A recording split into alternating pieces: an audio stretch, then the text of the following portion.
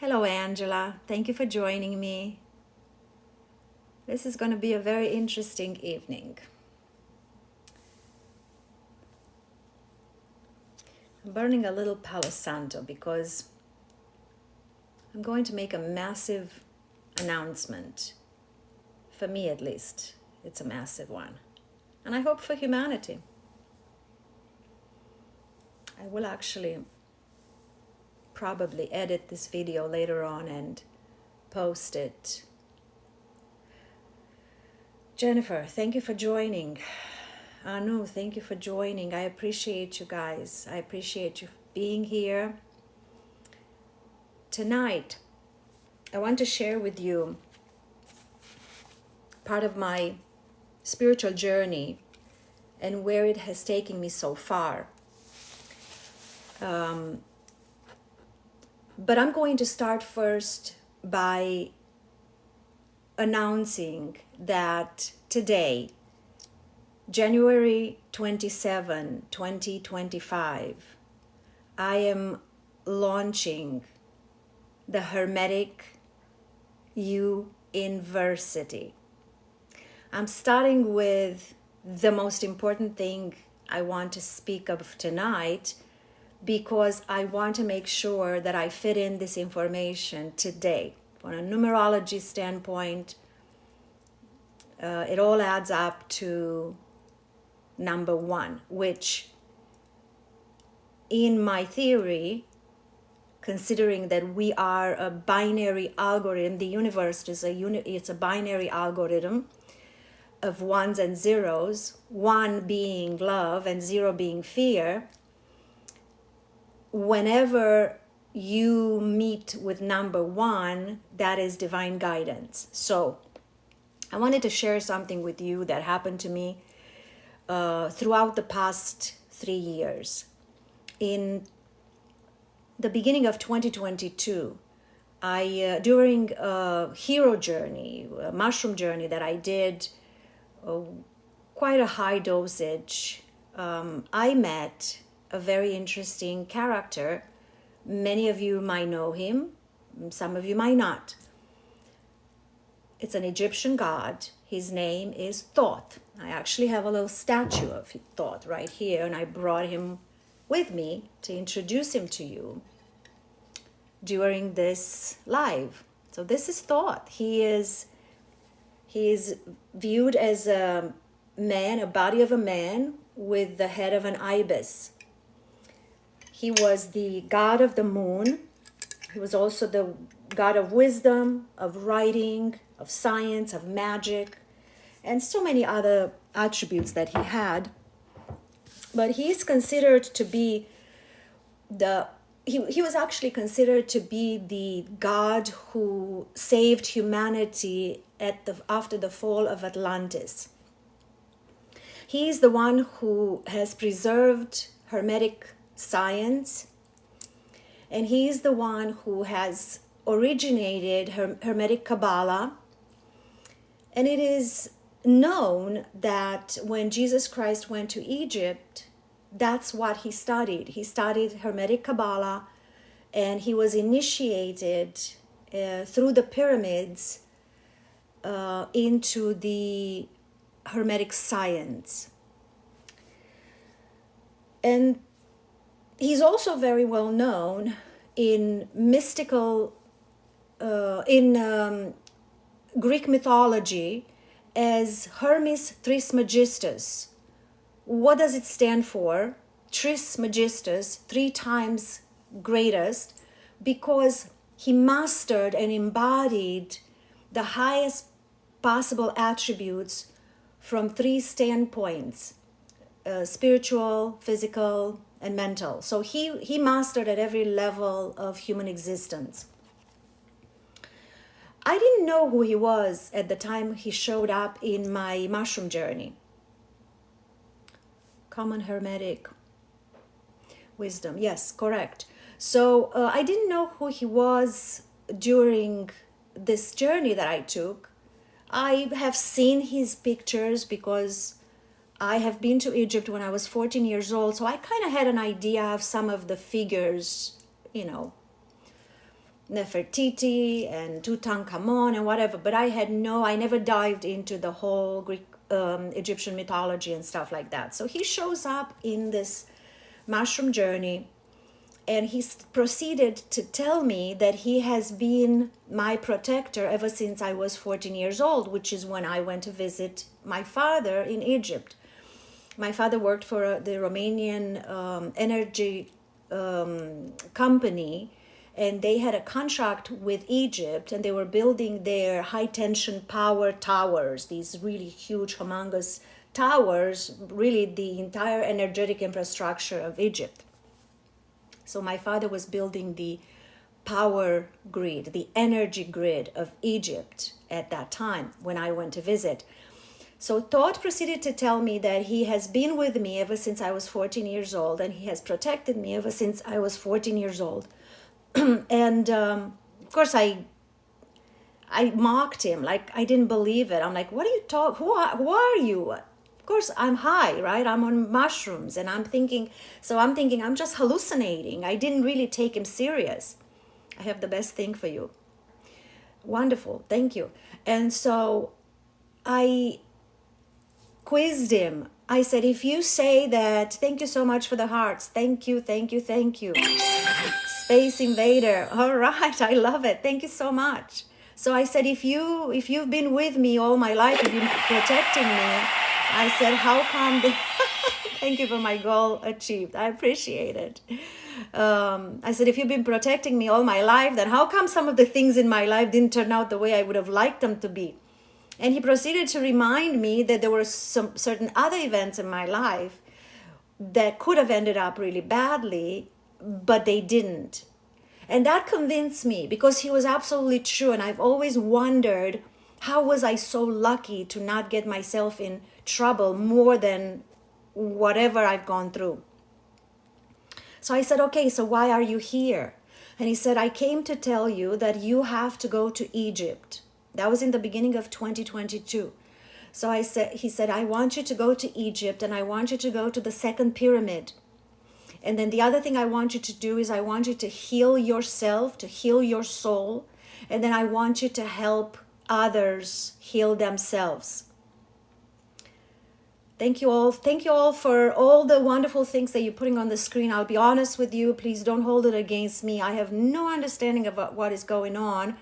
I am rather new to this TikTok thing, and I'm a little, for lack of a better word, I'm clueless. So I'm still trying to figure out what's going on. Feel free to put any comments in. I will interrupt the talk and I will answer.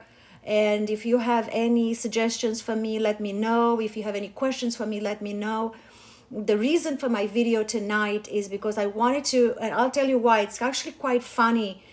The reason why I went live tonight is because I really wanted to get this announcement done before midnight, because I wanted to fit into the numerology of today, which is 1, which is love, which is divine order. So what happens is, I was told to go to Egypt, I was told to heal my soul, and I was told to help humanity heal their soul. Soon after that encounter with Thoth, and for the ones who were not here earlier, this is who Thoth is, and this is who showed up in my mushroom journey. So soon after my encounter with Thoth, I had a meditation in which, as usual, what I've been doing when I meditate, I take whatever it is that I want to manifest in my life at that time, and I visualize it during my meditation. So I quiet the mind and all that, and I do my regular meditation. I practice transcendental meditation. So I practice my regular meditation, but towards the end of my meditation, I start visualizing the things that I want to manifest in my life. So as I'm doing that, I finish visualizing everything that I wanted to bring into my life, and suddenly I hear 2 words: Hermetic School. And when I heard these 2 words, I knew that they were not accidental. It wasn't me putting these words into the vision. They were just simply coming through me. And I did feel kind of a shiver, and I knew that this is serious. Whatever this is being said, it's serious. Although I said to myself, Hermetic school, me? Nah, I can't be doing that. In fact, yes, I had already studied the Hermetic principles, and I had recently enrolled in Hermetic Kabbalah, which happened to be taught right here in my own town, which is just, this is how the universe works. Whenever you desire something badly, the universe will conspire to make it happen for you.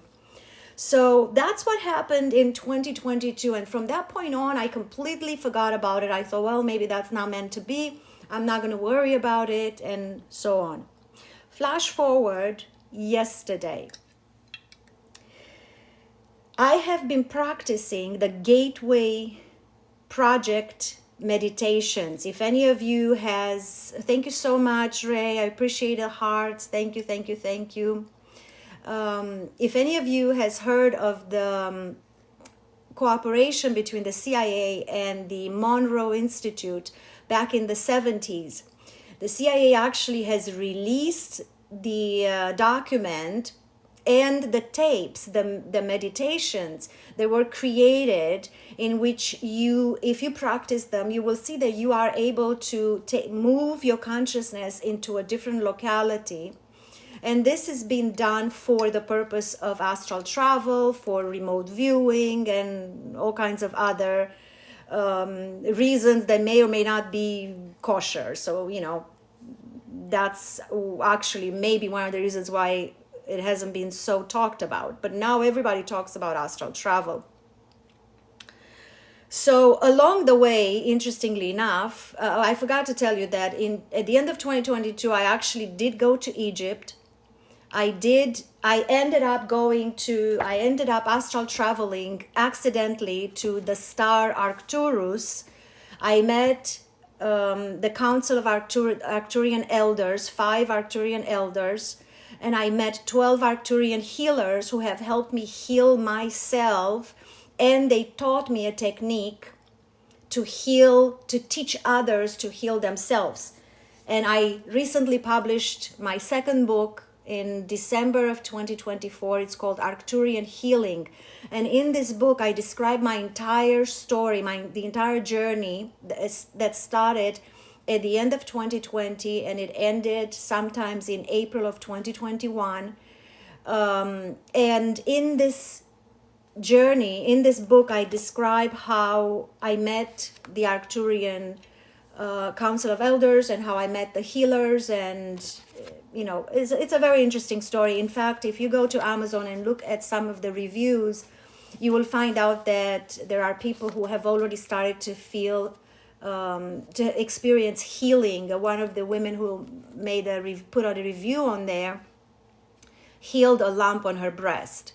So she put a review. I don't know who she is. I would love to meet her. And if you are watching, let me know, because I would love to get in touch with you. So anyways, long story short, whatever thought told me to do, I did. I went to Egypt. I went to the second pyramid. I healed my soul, and I'm helping humanity heal their soul.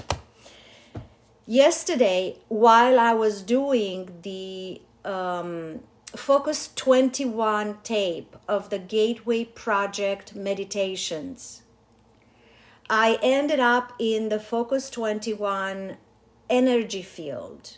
And at that point, I simply decided, instead of visualizing what is it that I desire in my life right now, I decided to just be still and listen to what is going on, and maybe be open to receiving any information, be open to receiving any guidance while I'm in this meditation. Not even 2 minutes after I decided to just be still, I heard the same 2 words: Hermetic School. That's when I knew that I am meant to start a Hermetic school, because this was the second time that this information is being given to me. So yesterday, I was going to launch it yesterday. And I wrote a little speech and I prepared my speech, and it took a whole day. For some reason, it took me a whole day to get my shit together and sit down and record this video. And I recorded a video that was supposed to take 10 minutes, and it took me about 45 minutes to record it with all kinds of interruptions. For some reason, nothing was panning out the way I wanted it to pan out. It didn't sound the way I wanted it to sound.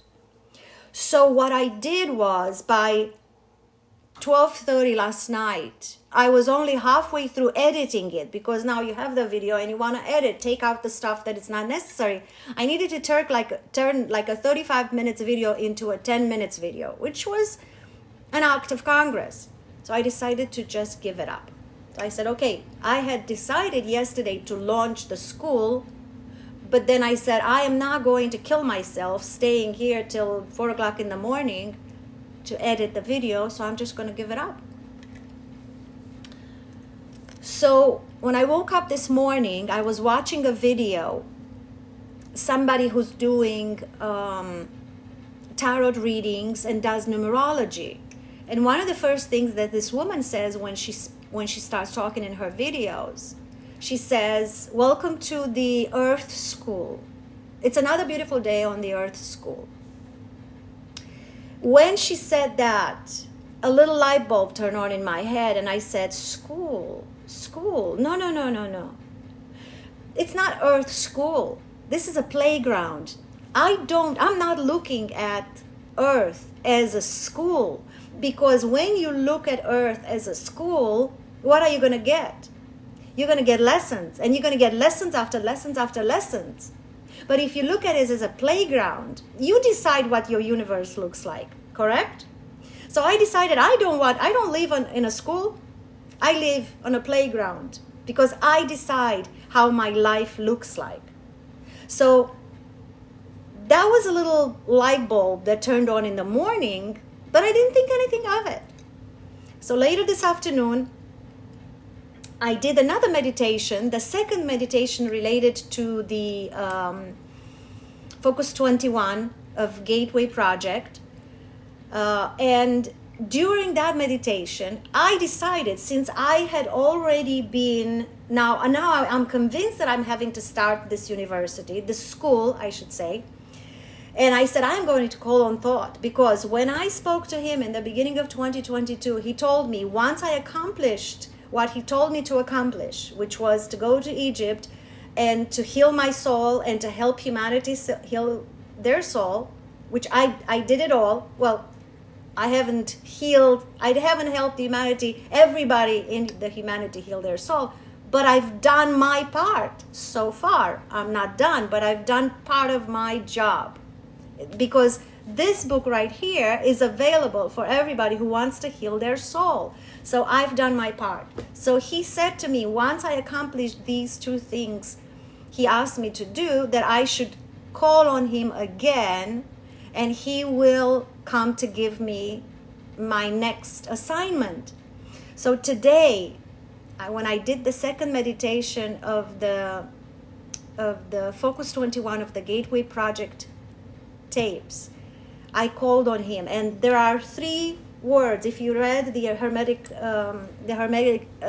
Emerald Tablets by Thoth the Atlantean, there are 3 mantras. There's a mantra made of 3 words: Chektet, Aralek, formalities. And he said, if you speak this mantra 3 times, I will come. But he said, don't call me for no reason. So today, I braved myself and I called him, and he showed up. And I told him, I said, I was going to launch it yesterday. I was going to launch the school yesterday, but I couldn't. It was, for the first time in my life, I could not get my shit together to not only record the video, but edit it. It was painful. I was watching, I was laughing at myself editing that video, how painful it was, because I just couldn't get my words straight. I did not have it in me yesterday, period. And he started to laugh, and he said, because you were not supposed to launch it yesterday, because you were supposed to launch it on a day with a 1, which is today. So he said, you're going to launch it today, and you're not going to call it a school. You're going to call it a U-inverse-ity. And that's why I put in the subject here, U-inverse-ity. I believe it's somewhere in here. I tried. Maybe it did work, maybe it didn't. The point is that I am launching today on January 27, 2025. As crazy as this may sound, I am launching the Hermetic U-inverse-ity. And what does it mean, U-inverse-ity? The universe that we live in is actually nothing but a U-inverse. Because you've heard that everything we see is the opposite. It's inverted. As above, so below. As within, so without. We keep on focusing on the outer world, but really the only place that we should be ever focusing on is the inner world. That's what U-inverse-ity means. That means we learn who we are. Why did God created humanity? Why did God created an infinity of realities? Every single one of us exists in an infinity of realities. Why? Because God wanted to know himself. And to know God is to love God. And to know God is to know yourself. And to know yourself is to love yourself. But how do you love yourself if you don't know yourself? So how do you know yourself? By doing an introspection. Angela, it's crazy. Yes, it is. It's absolutely crazy.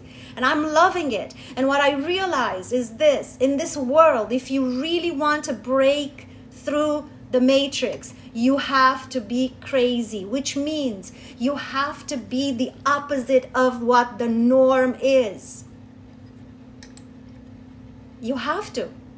Because if you continue to live your life in the rhythm of the regular human being that is programmed by the society, that is programmed and conditioned for centuries, you're going to get the exact same patterns of behavior, the exact same manifestation, the exact same events happening in your life as your ancestors did. But if you break pattern,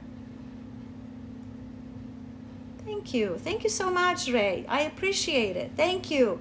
I cannot wait to hear what you think of it. Please reach out to me directly, because I would love to hear what you think of it. The book is, I did not write the book. I just sat down and the book was channeled through me. I channeled the Arcturian Council of Elders through the book. I mean, I literally in 2.5 months, and by the way, speaking of crazy, I was not going to write this book. This book is crazy. I'm a real estate broker. I've been a businesswoman I'm an engineer. I am not the kind of person who would fall for, light worker shit and, astral travel thing and all that stuff. No. But what happens was, in 2019, I went through a divorce, and I realized that I cannot change anybody around me. It's me that I need to change. And I realized that the reason why I'm attracting certain things in my life is because there is certain programming in my subconscious mind that it's making me, not that I'm not taking responsibility. I took responsibility for my life, and that's why I started to understand what it means to have your subconscious mind programmed, conditioned by the society, by family, by friends, by church, by school, by TV, music, movies. Every single thing around you in the external world is nothing but a programming to keep you stuck in the matrix. And when I realized that I am the common denominator of all my failed relationships, whether it was an intimate relationship or a business relationship, patterns, that's right, or any kind of friendly relationships, I realized that I've been codependent all my life and I have not loved myself. And this is how, when I started to dive into, and that's why I started to do psychedelic journeys. My first journey was in 2020. I went to Rhythmia in Costa Rica and I did ayahuasca for ceremonies back to back that kicked my butt, but my goodness, it was the most amazing thing that I've done for myself. And then I started to do mushroom journeys that really helped me. And this is how I met thought, because what these journeys are doing, they are helping you. It's so easy to fall backwards for me. What do you mean fall backwards? Give me some more details. Maybe I can help you on the spot. So when you're taking these journeys, you basically, the conscious mind gets out of the way so you can work with the subconscious mind. The subconscious mind is formed of 90 to 95% of our mind. Our mind is 5%, 5 to 10% conscious, and 90 to 95% subconscious. But guess what the subconscious mind is, which is, by the way, the right hemisphere of the brain. The subconscious mind is part of the supraconscious mind, which is the cosmic consciousness, which is God. And this is our connection with the divine. The only reason why we can't stay connected with the divine all the time is because we are mostly, many of us, some people who are more artistic, are using mostly their left hemisphere of the brain, which is the logical step, because they believe, because they are programmed, because they believe that that's what they're supposed to be doing, so they can be successful in life. What do you mean by 2 steps forward, 1 step back? Oh, 2 steps forward, that's good. 2 steps forward, 1 step back, that's not bad. Hey, listen, you still forward. You're still forward, girl. Don't beat yourself up. Don't beat yourself up. Okay, so here, that's a good one. I have to tell you that. We beat ourselves up so much. We try to do certain things in life and we believe that that's it. That's what I'm supposed to be doing. And then we drop the ball on it. We fail. We fail because we're human beings, right? Because we get tempted by something else or whatever, right? And then what do? Instead of being kind to ourselves, instead of being compassionate towards ourselves, what do? Oh, you did it again. Look what you did. You're such an idiot. You did this. You did it. The fact that you did not do what you said you were going to do causes you less harm than the harm that you cause yourself by beating yourself up. Write that down. Does it make sense, Angela? So if you are always stepping forward, love yourself for all your mistakes, accept yourself exactly the way you are because you are perfect. You have to look through the videos that I put on, especially tonight. I don't know, I was on fire today. I was like a vessel that was just being poured into, and I was overpouring. And I think this is it. This is the beginning of a whole new era of my life. I am here to serve, and that's the only thing that I'm going to do in my life. I'm here to be of service. And I might add, this whole Hermetic U-inverse-ity that I'm talking about, just to get it out of the way, to make sure that I covered everything I wanted to tell you all. It's not going to be only about learning Hermetic law. The first thing we're going to start working on is the Hermetic principles. And you would do yourself a favor to buy this book. I know I'm seeing 46 new messages. I'm going to reach out to them in a second. I want you guys to buy this book. If you want to join me on this U-inverse-ity, it's free. It's going to be free. Everybody will have access to it. Eventually, maybe I will open a subscription platform to it if somebody wants to dive deeper into certain aspects of it. But the teachings will all be free. Once a week minimum, I would do a video related to these teachings. It will be either a live video or a recorded video. And if it is a recorded, it could be in parts because I talk a lot, which is fine. If you don't like it, I'm not your girl. But I like it. I love to talk and I love to share everything that I learned, and it's going to be free. So we're going to talk about the Hermetic principles. There are 7 Hermetic principles. And by the way, if you understand these principles, you can become the master of your life. And by the way, these principles are considered occult wisdom, occult knowledge. What is occult? Occult is hidden. The church does not want you to know these things, because if you know these things, you take your power back and nobody can run circles around you. And you will learn that you don't need a priest to get in between you and God. You don't need a priest to tell you that Jesus died for your sins. Well, if Jesus died for your sins, then why are you still considering yourself a sinner? Why are you still considering yourself a pitiful, puny little person? No. You are part of the fabric of creation. You are a divine being. Your energy is all that can possibly be. And this is what Jesus came to teach us. And that's why they killed him. They didn't kill him for our sins. That's why they killed him. So this is one of the things we're going to be studying. We're going to be studying the Hermetic principles. We're going to study the emerald tablets. We're going to study the initiation through the Egyptian philosophy. We're going to study the Kabbalistic principles. I'm going to teach you how to create the blueprint of your life, how to create rituals for yourself so that you can become the magician of your life. I'm going to teach you the correlation between the chakras and the Hermetic principles.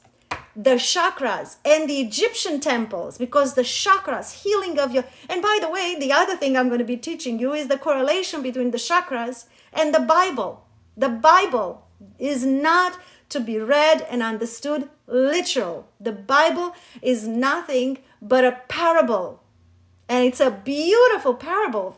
So if you've ever gone into an escape room, or if you've ever decoded anything like the Sherlock Holmes games and stuff, this is how you're supposed to read the Bible. This is how you're supposed to understand the Bible. Everything is written in code.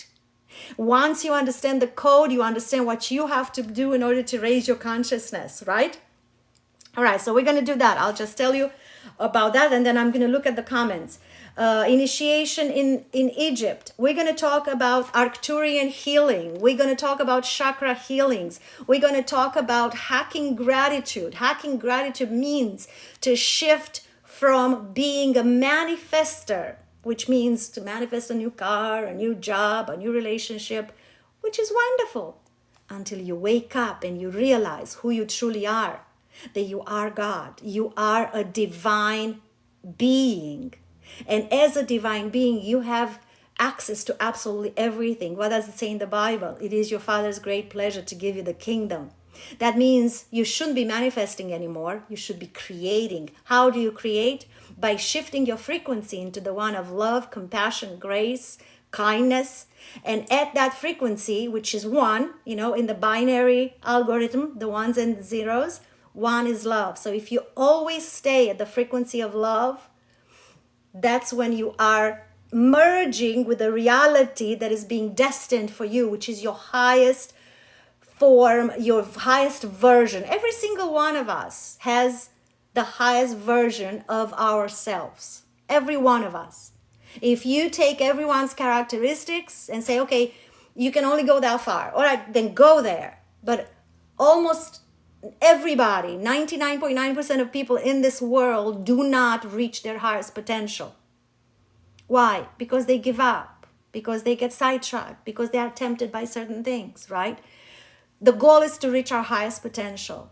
And when we vibrate at the frequency of love, we are reaching our highest potential, which means we become the creators of our existence. Now, the other thing I'm going to teach you is raising your Christ oil through the study of sacred secretion. So that's the curriculum from the distance. I have not put it all together. I just wrote bullet points of it. But I wanted to make this wonderful announcement because I'm super excited. And now I'm going to chit chat with you. And this is Thought. And he's saying goodbye. I'm going to put him on the table right here. And meanwhile, I'm going to see what the messages are about, because there's over 99 messages. Will there be a fee? No, it's going to be free. The U-inverse-ity, I have to get used to this term. I laughed at it today. I said, are you sure this is going to be funny? He said, no, it's going to be free. Yep. I'm telling you, I'm teaching. There's no gatekeeping here. Although I don't really like that term, I am not gatekeeping, because there is no better time than right now in this day and age for every single one of us humans to understand every law and the way the universe is created, the way the universe is run, the principles through which the universe runs. Like your dishwasher, how does it run? What if you had no little letters and numbers and all that on everything you are using in your house. That's how we are. Nobody has told us how the universe runs. Why? Because they're trying to keep you in the dark. They call this science, occult science, but we've been occult all our lives. We've been kept in the dark all our lives. It's time to awaken. Sandy, thank you for being here. Angela, thank you for being here. Just got the number to gift a badge. Yay, Sandy, thank you. Thank you so much. One new message. I don't know where these 99 messages are. What am I missing? Let me see, I'll go at the top. Okay, well, that's it. Let me know if you guys have questions. Okay, so when you said, Angela, you said that you are making two steps forward, one step back. Give me more information. Maybe I'll help you.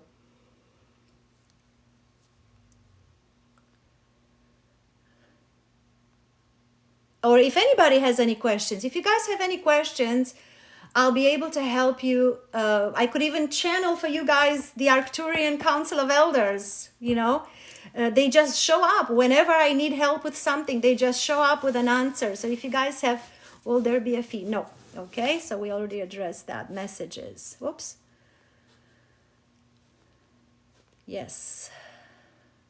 I love your hair. How do you make it stand up? Actually, it kind of learned that way. So I blow dry it this way, and then I put a little bit of, just a tiny little bit of, I want to say it's called Crew or something like that. That little gel, and then I kind of just mess it up, and it just stays. And then it's short at the back. It's so easy. I cut it myself, by the way. Sometimes I mess it up, but thank you, Noko. I appreciate it. Thank you. Thank you. I'm excited. I've been a super manifested. I've healed a lot, but my left side is holding. My left side, your left side is holding. You have to let go. You have to let go. Your left side, your left hemisphere, is it the left side physically, or is the from a brain standpoint? Is physically, because if it's the left side hurting you, that means you have to work on your imagination. You have to work on your creative side. So if you want to let loose, all you have to do is to return to what your heart desires. In other words, do what brings you joy. Make sense? Let me know what brings you joy. So I ended up on this star, Arcturus, at the end of 2020, because I actually wanted to, in my mind, I didn't know I was doing astral travel. I had no idea what astral travel was. I had no idea what Arcturus was. I had no idea. As I mentioned earlier, I'm a real estate broker. I'm an engineer. I've been a businesswoman all my life. Like, none of this was up my alley. I had no idea that any of this stuff ever existed. But what I wanted to do is to heal myself. I wanted to heal my subconscious mind of any of my old traumas, childhood traumas and limitations, all the limiting beliefs that you develop throughout your life, because all of these beliefs are impacting your existence. In other words, they create patterns of behavior, and these patterns of behavior attract certain types of people in my life. So I reached a point in my life 5 years ago when I realized something is not right and I needed to heal. And I studied hypnotherapy with Marissa Peer. And in her classes, she's teaching you how to put yourself in a state of hypnosis before you go to bed at night and dig into your subconscious mind to see if there is anything that you could heal, like any beliefs that maybe are not appropriate, that you shouldn't keep them. So what I was doing, I was going to bed at night and I was pretending that I'm flying into a space capsule into cosmos. That's what I was pretending. And the cosmos was my subconscious mind, because somehow intuitively I knew that the cosmic field is the supra consciousness, which is the all, right? So As I go there one night, all of a sudden, out of nowhere, I'm being prompted to get out of my space capsule. By the way, my space capsule, it looks like a one engine, it's all described in the book. It's like a one engine airplane without the wings, right?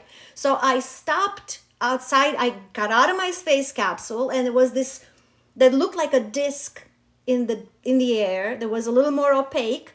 And I was prompted to walk in, and I started to walk into it. It's a long tunnel. I'm not going to tell you the whole book, but I went through this tunnel and I ended up on Arcturus. And when I got there, this big blue bird, this massive blue bird showed up, very similar to the bird from Avatar, and started talking to me. It was all telepathic. And I asked him, "Where are we?" And he said, "Arcturus." Now, I had no idea what Arcturus was, but I remembered, like I memorized the word. So flash forward, then I kept on going. I kept on meeting this guy. His name was Bob, this bird. Then eventually I asked him if I can meet some elders, some leaders. I wanted to meet some leaders. So he asked me, okay, I can facilitate a meeting, but what are you going to ask them? What are you going to talk to them about? And I'm like, oh, okay. Well, so I put together a list of questions, and actually these questions are here. And he eventually facilitated the meeting, and we met with the Arcturians, the 5 Arcturian elders. Here, I just opened to this page, and I am sure that whoever is here tonight is meant to hear this question, this answer, page 75. Here's my question. How can I love myself more fully today? By making self-love a conscious daily practice, you build the foundation for lasting inner peace, and you start connecting with yourself. Become fully aware of the inner dialogue that is taking place in your subconscious mind. This is beautiful. Become fully aware of the inner dialogue that is taking place in your subconscious mind. Observe the critical thoughts without judgment, and then gently replace them with words of understanding and love. Ask yourself, would I speak this way to a dear friend? Compassion is not about excusing mistakes. See, Angela, there you go. Compassion is not about excusing mistakes, but about holding space for your growth. Each time you choose self-compassion, you deepen your connection with your soul. So I started to communicate with them. I received a lot of answers to the questions that I asked. And they told me that they have been with me. They are with me all the time, and I can tap into them all the time. So what happens is when I launched the book, I offered the book for free to anybody who bought it the day I launched it, and it made it into an international bestseller. So whoever bought the book that day and made a comment, gave me a review on Amazon, I sent them the book signed. But my signature wasn't as important as another gift that I offered, which was to channel an answer from, they put a question, they gave me a question, and I went to Arcturus. I met with the healers, with the council, and they gave me the answer. And I sent them a book signed, but also with the answer filled in. Everybody was so happy. So that's how it happened. And I constantly channel the Arcturian Council of Elders. I don't channel like most people channel, where you go, like you turn your eyes. No, I just simply wait for something to happen.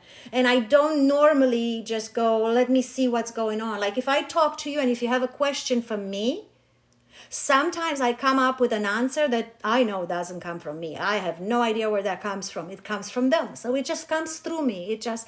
The whole book was written with their help. It took only 2.5 months to have it written. I created this image, which is absolutely stunning.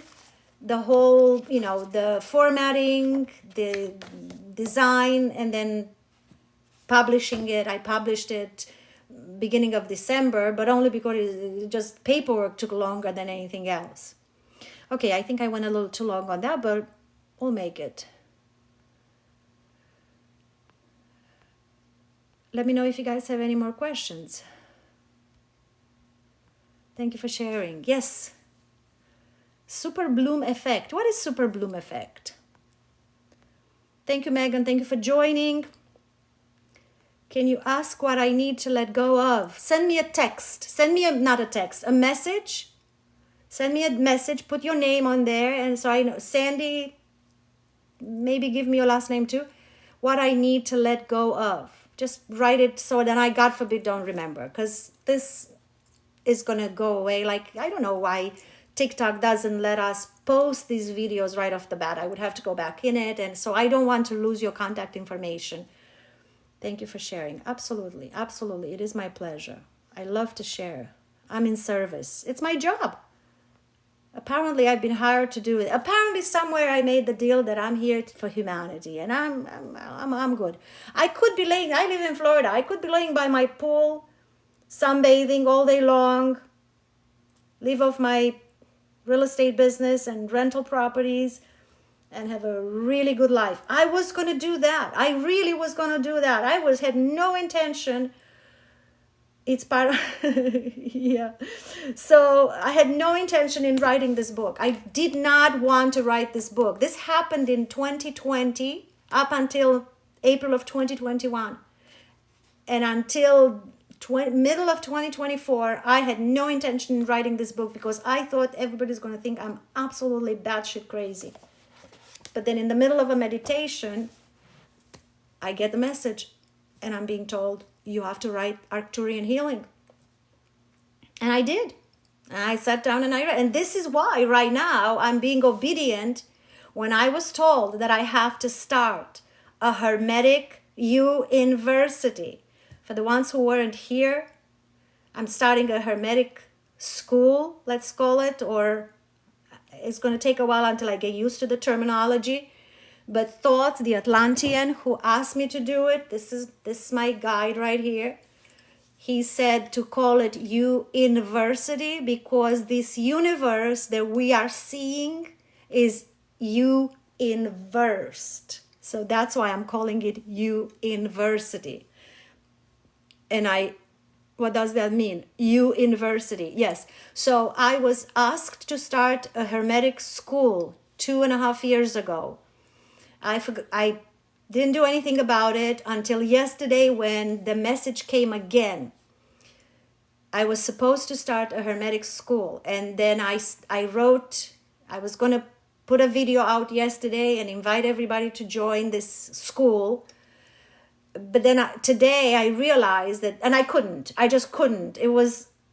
I couldn't edit it for the first time ever since I've been posting videos, and I've been doing videos for 5-6 years. For the first time when I was not able to edit a video, I did not have the words coming out of me. I was struggling. When I was editing the video, I was laughing and I had so much compassion towards myself. I was like, you poor thing, I feel so bad for you. And I couldn't do it. So at 12:30 at night, I gave up. I said, it's not going to happen. So then today I did the meditation again. I met with him again. Actually, I met with him after 3 years, and I said, okay, what do I do? And he said, you can't call it a school, because if you call it a school, that means it's going to be lessons. We don't want to learn lessons. This is a playground, not a school. You guys, we can't call Earth a school. Listen to me. We have been programmed to believe that the earth is a school. And by the way, Angela, we have been programmed to believe that we have a contract before we come here. We don't. There's no such thing. There's no such thing. Past lives, no, there's no such thing. We are one and the same thing. Your past life is my past life. When we have past life regressions, the only reason why certain lives come up into our regression is because those lives will teach us a lesson that we can use in this life so we can break through. What do we need to break through? We need to break through to the understanding that we are divine beings, that at soul level, we are God, not as a being, not as an entity. God is an energy, right? At the soul level, we are God. It's this pinky is my body. We at soul level are God. Exactly the way the pinky is my body. Exactly the same way. Do you understand what I'm saying? People say, I am God. I'm not the creator. And that's why when we learn in the Hermetic principles, the first principle is the mentalism, the principle of mentalism.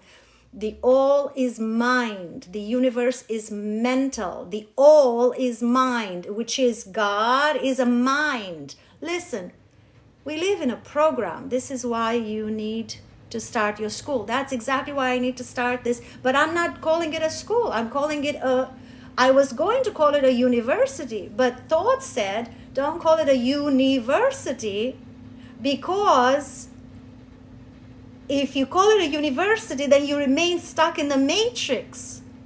The matrix teaches us that the universe, the way we see it, is actually inverted. But we don't see that. We don't realize it. I'm calling it U-inverse-ity because I'm not looking outwards, I'm looking inward. Because in order to know myself, I have to look inward. You see? It's all about knowing thyself. When you know thyself, you love thyself. And when you love thyself, you love God. And when you love God, you know God. You see what I'm saying? Just follow me. Thank you, thank you, thank you. Thank you. Words have power. That's right. That's why we cannot call it a school. People call it a school. And by the way, you have all of these people who have come in, they wrote tons of books, and I'm not giving names. I'm not going to point out any names, but you know who I'm talking about. And they go out there and they go, oh yeah, the earth is a school and we're here to learn and we're going to learn until we get it right. Bullshit. Bullshit. We're only here to awaken to the truth of who we are. The moment you realize who you are, it's simple. You just heal your soul. You just heal your soul. In other words, you let go of fear. You let go of limiting beliefs. At least I get passionate here. And you let go of the illusion of separation. That's it. Fear. What does fear give us? All kinds of stupid things in our life. Anger, jealousy, envy, doubt, judgment, criticism, expectation, right? All of this stuff come from fear. Then limitation. I'm not good enough. I can't do this. I can't do that. If I only had this, if I only had that, right? And we've been indoctrinated. Guess what I had to deal with recently? I finally figured out there was something holding me back. Bring it. Yes, Heather. Thank you.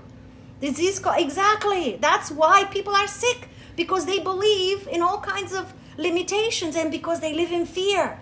Read the book Dying to Be Me by Anita Munjani, and she talks about how she realized when she actually died, she had a near-death experience.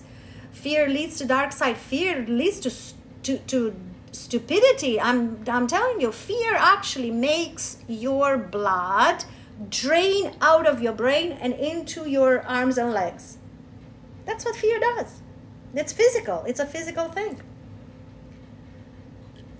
Let me drink a little sip of tea here.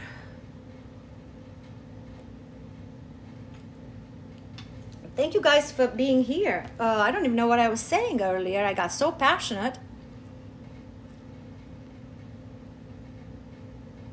Fear leads to dark side. Absolutely. Well, here's the thing about fear. And that's one of the reasons why when I was 14 years old, I walked away from church because I realized something very profound. I come from Romania, and our main religion is Christian Orthodox. And one of the things that it dawned on me at that time was that, wait a minute, are they teaching us to be afraid of God? And by the way, a lot of the teachings in the Bible are interpreted for us to be afraid of God. And I said, no, I can't do that. I either love God or I fear God.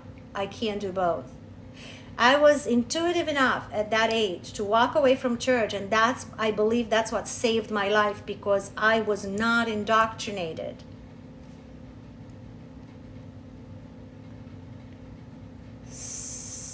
Thank you, Seed of Life. Beautiful. Thank you, Seed of Life. Minded. What is minded, Heather? Tell me. What did I miss?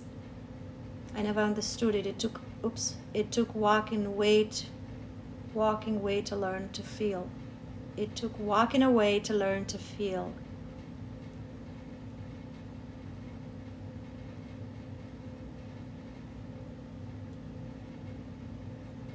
That's when the best comes out.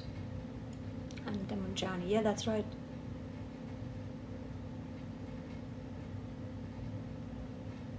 Conditions. Word have power. I just wrote this down today. Awesome. This is where you need to start your school. That's right. That's right. So yeah. So this is my big announcement today.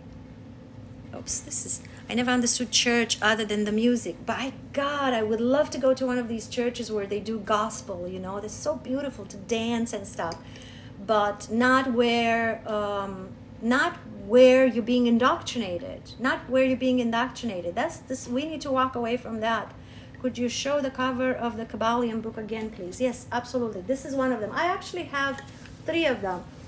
I'm a fanatic of the Hermetic law. So this is one of them that I have. This one has, this is one. And then I believe this one is with illustrations. Yeah, this one has illustrations in it. So if you want to get this one, this is kind of a cool one. And the other thing, by the way, the Kabbalion, it's free on YouTube. You can listen to it on YouTube. Oops, life ends. We have detected inactivity. Okay, well, here you go. I'm going to give you the puzzle. Okay, perfect. The other one is this one.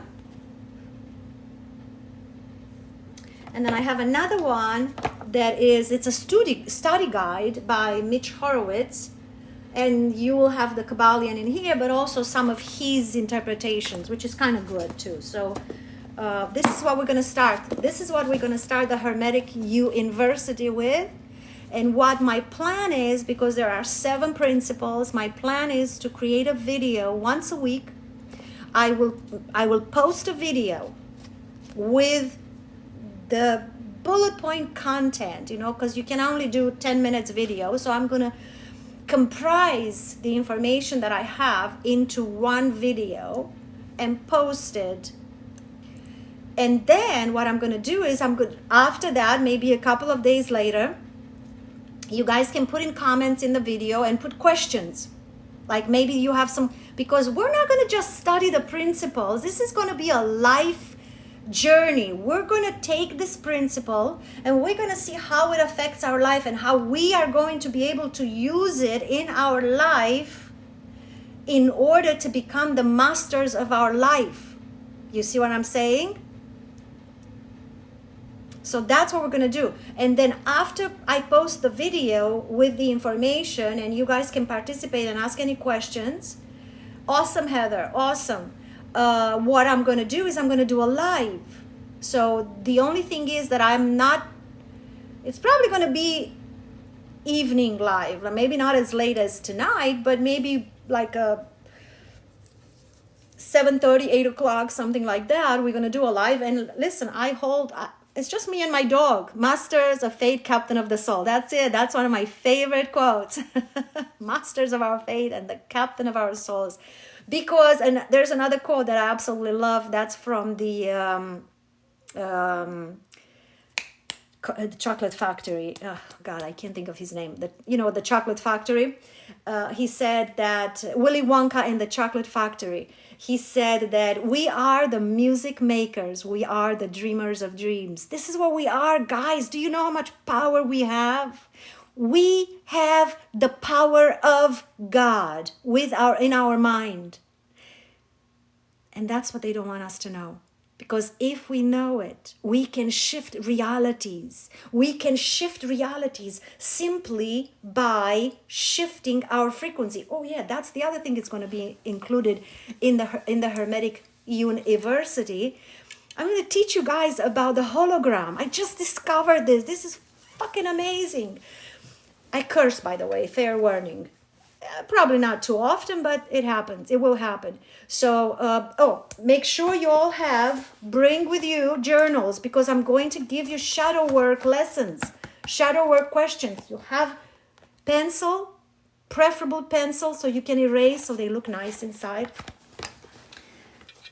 You know, like this. I journal every day. I journal every day. In a year, I write at least one of these journals a month, minimum I write. So journaling is going to be very, very important. That's what I'm saying. It's going to be practice. We're not going to fiddle fart around, learning things. There's no learning. Learning is going to be healing. This is going to be a healing.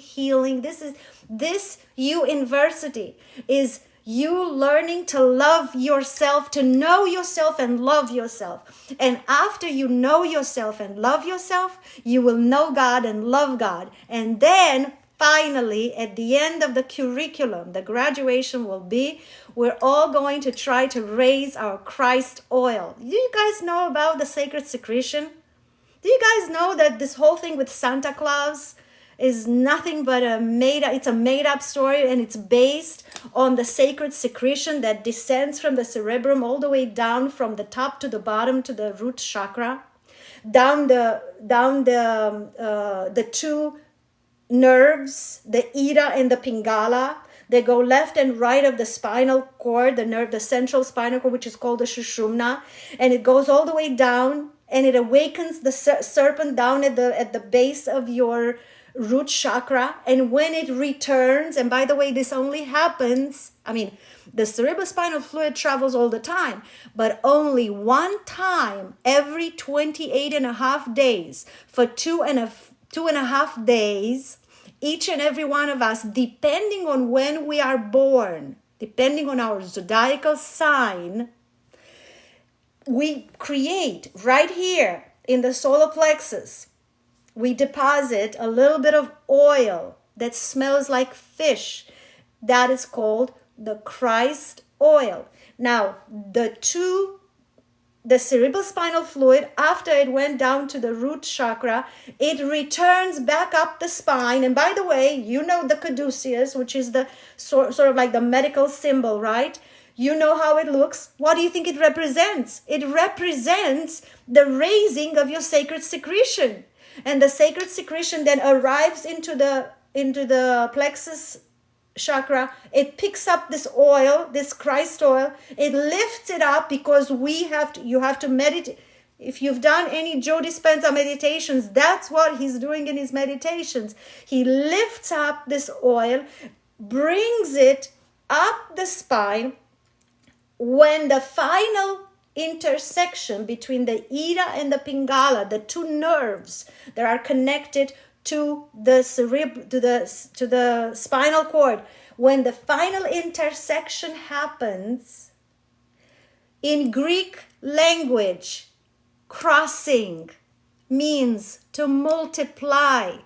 Jesus on the cross means Christ oil multiplied. And when the Christ oil is multiplied at the base of your spine, at the top of your spine, it comes up and it activates your pineal gland. And what happens then? What does it say in the Bible? When thy eye be single, thy body shall be filled with light. That is when your Christ consciousness awakens.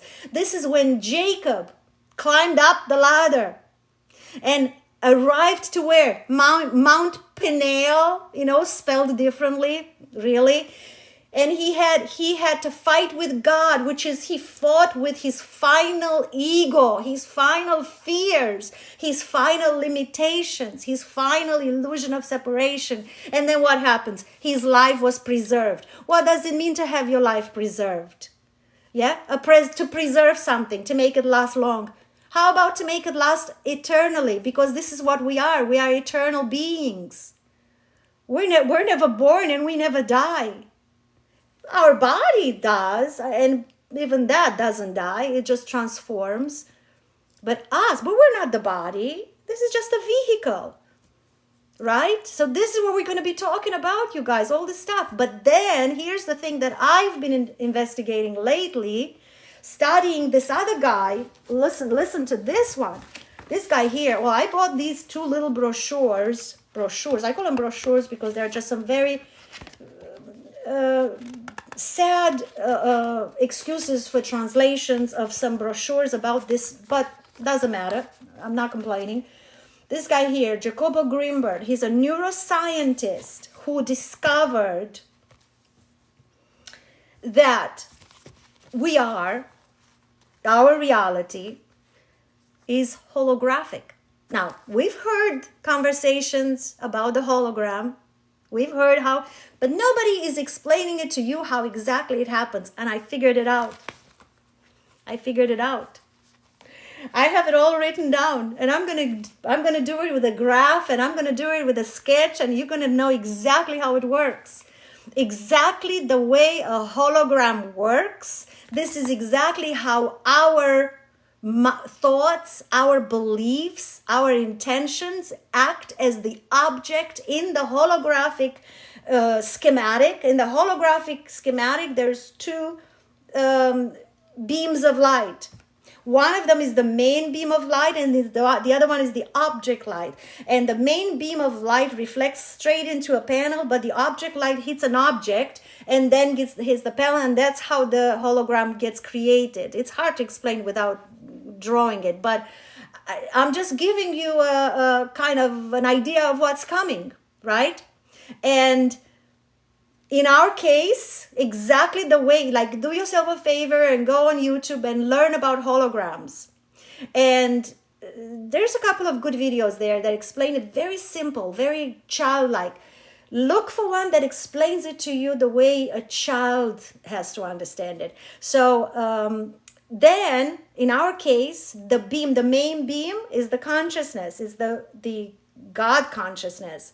That's what we have within every single one of us. That's what makes us operate, right? That's what's within us that we forgot that exists in there. That is what's in there, right? Well, that light, that beam, helps us manifest everything that we hold within our minds. So whatever we put in there gets transferred and becomes a holographic images. If we believe we're stupid, we're going to attract proof that we're stupid. If we believe that we are amazing, we're going to attract proof that we're amazing. So our hologram, each and every one of us creates our own hologram. Our hologram is based on our beliefs, on our set of beliefs, on our limitations, on our fears, on all the stuff that we carry with us, the baggage. The goal is, if we truly want to awaken to the truth of who we are and become the designers of our lives, but we don't even have to design it. I'm going to take that back. We can't be a designer because all the realities have already been created.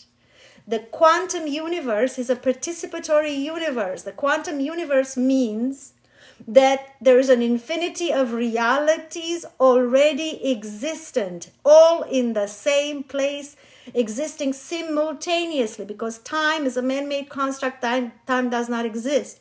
How do you shift realities? By shifting your frequency. So that's why you hear sometimes people say about quantum jumping or timeline jumping or whatever. We jump timelines. Well, I want out of this reality. Well, you can't get out of this reality if you want out of this reality. That's the biggest catch of it all. I'm so glad you pointed it out. And I'm gonna share something with you that is extremely extreme. Oh, this guy here, by the way, let me go back to him so I can close this chapter. This guy here, neuroscientist, discovered this theory of holographic universe. In 1995, he disappeared. I read 7 of his books already. You can find them all translated on YouTube by, I want to say Bending Realities is the profile on YouTube, like so many. No kidding, Heather. No kidding. Okay, let's see. Somebody said that you want out of this reality. Let me explain something to you, because that's really crucial. Very, very important. If you go to YouTube and look for a video, look, I got all red. I'm excited. I'm so excited. Let me drink my tea. It's actually kava.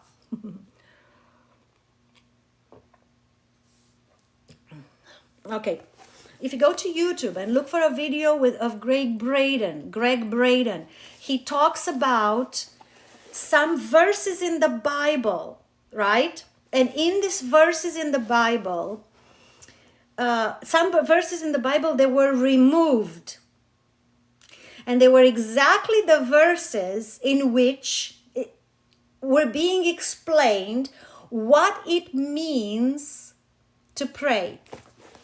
Okay, so I'm going to give you a quote from the Bible first. By the way, when I talk about the Bible, I do not interpret the Bible literally. The Bible is code. I want you to understand that. All right, so here's...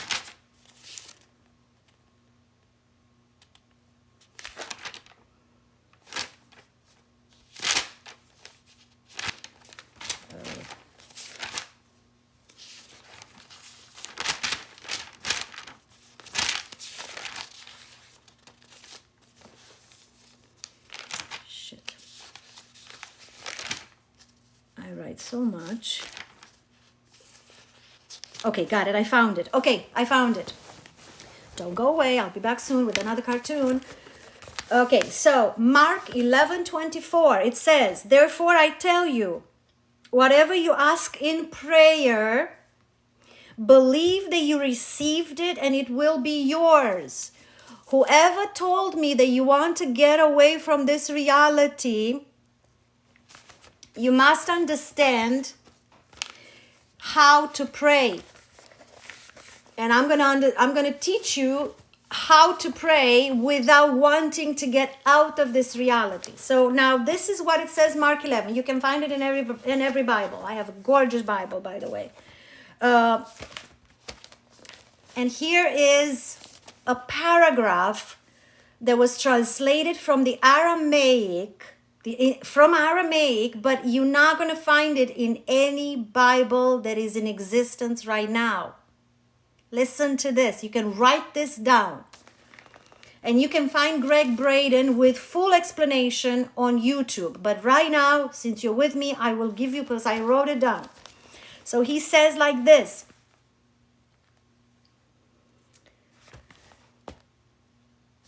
So now you know that you have to ask in prayer. In prayer. But what does it mean to pray? Okay, let me tell you what it doesn't mean.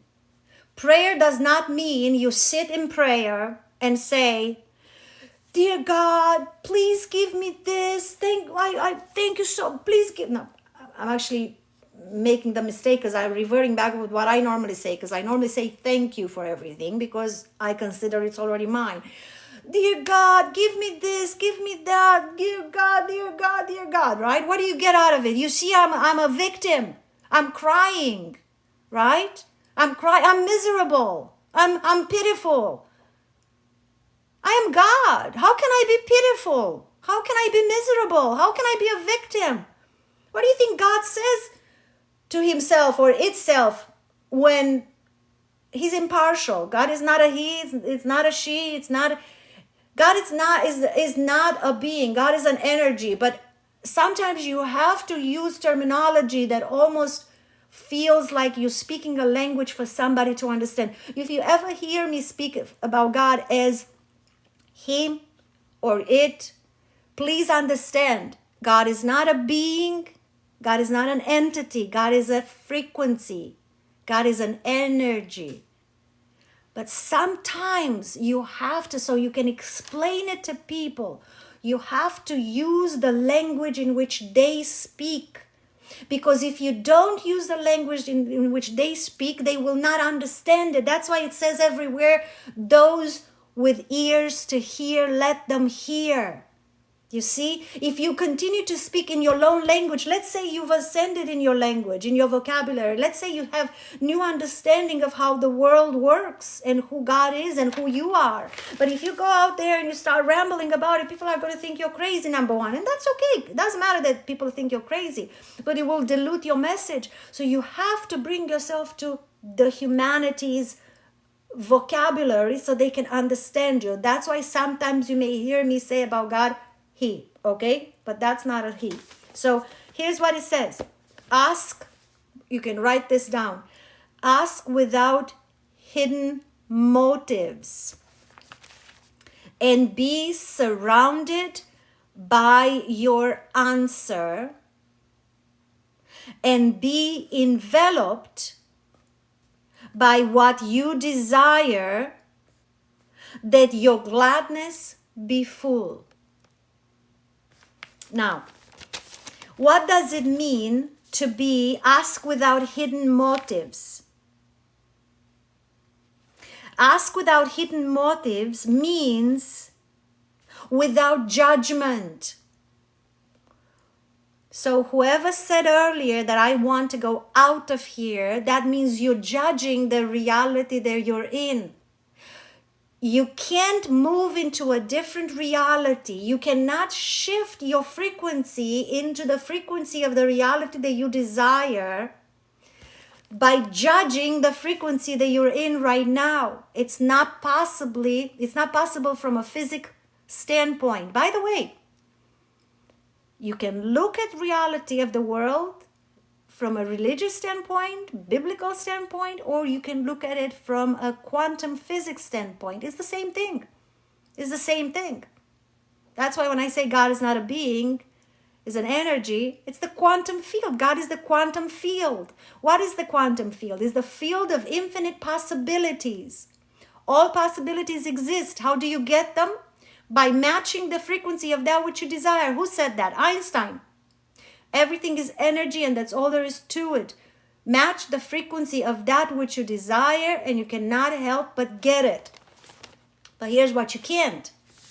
If you want to match the frequency of that which you desire, but you judge the frequency you're in, you're too frequent. So that means you're vibrating at two different frequencies. So let's say the frequency you desire, it's a beautiful frequency. It's a high frequency. You want some wonderful things in your life. Happiness, love, joy, peace, blah, blah, blah. Okay? So that's you. That's where you want to get to, right?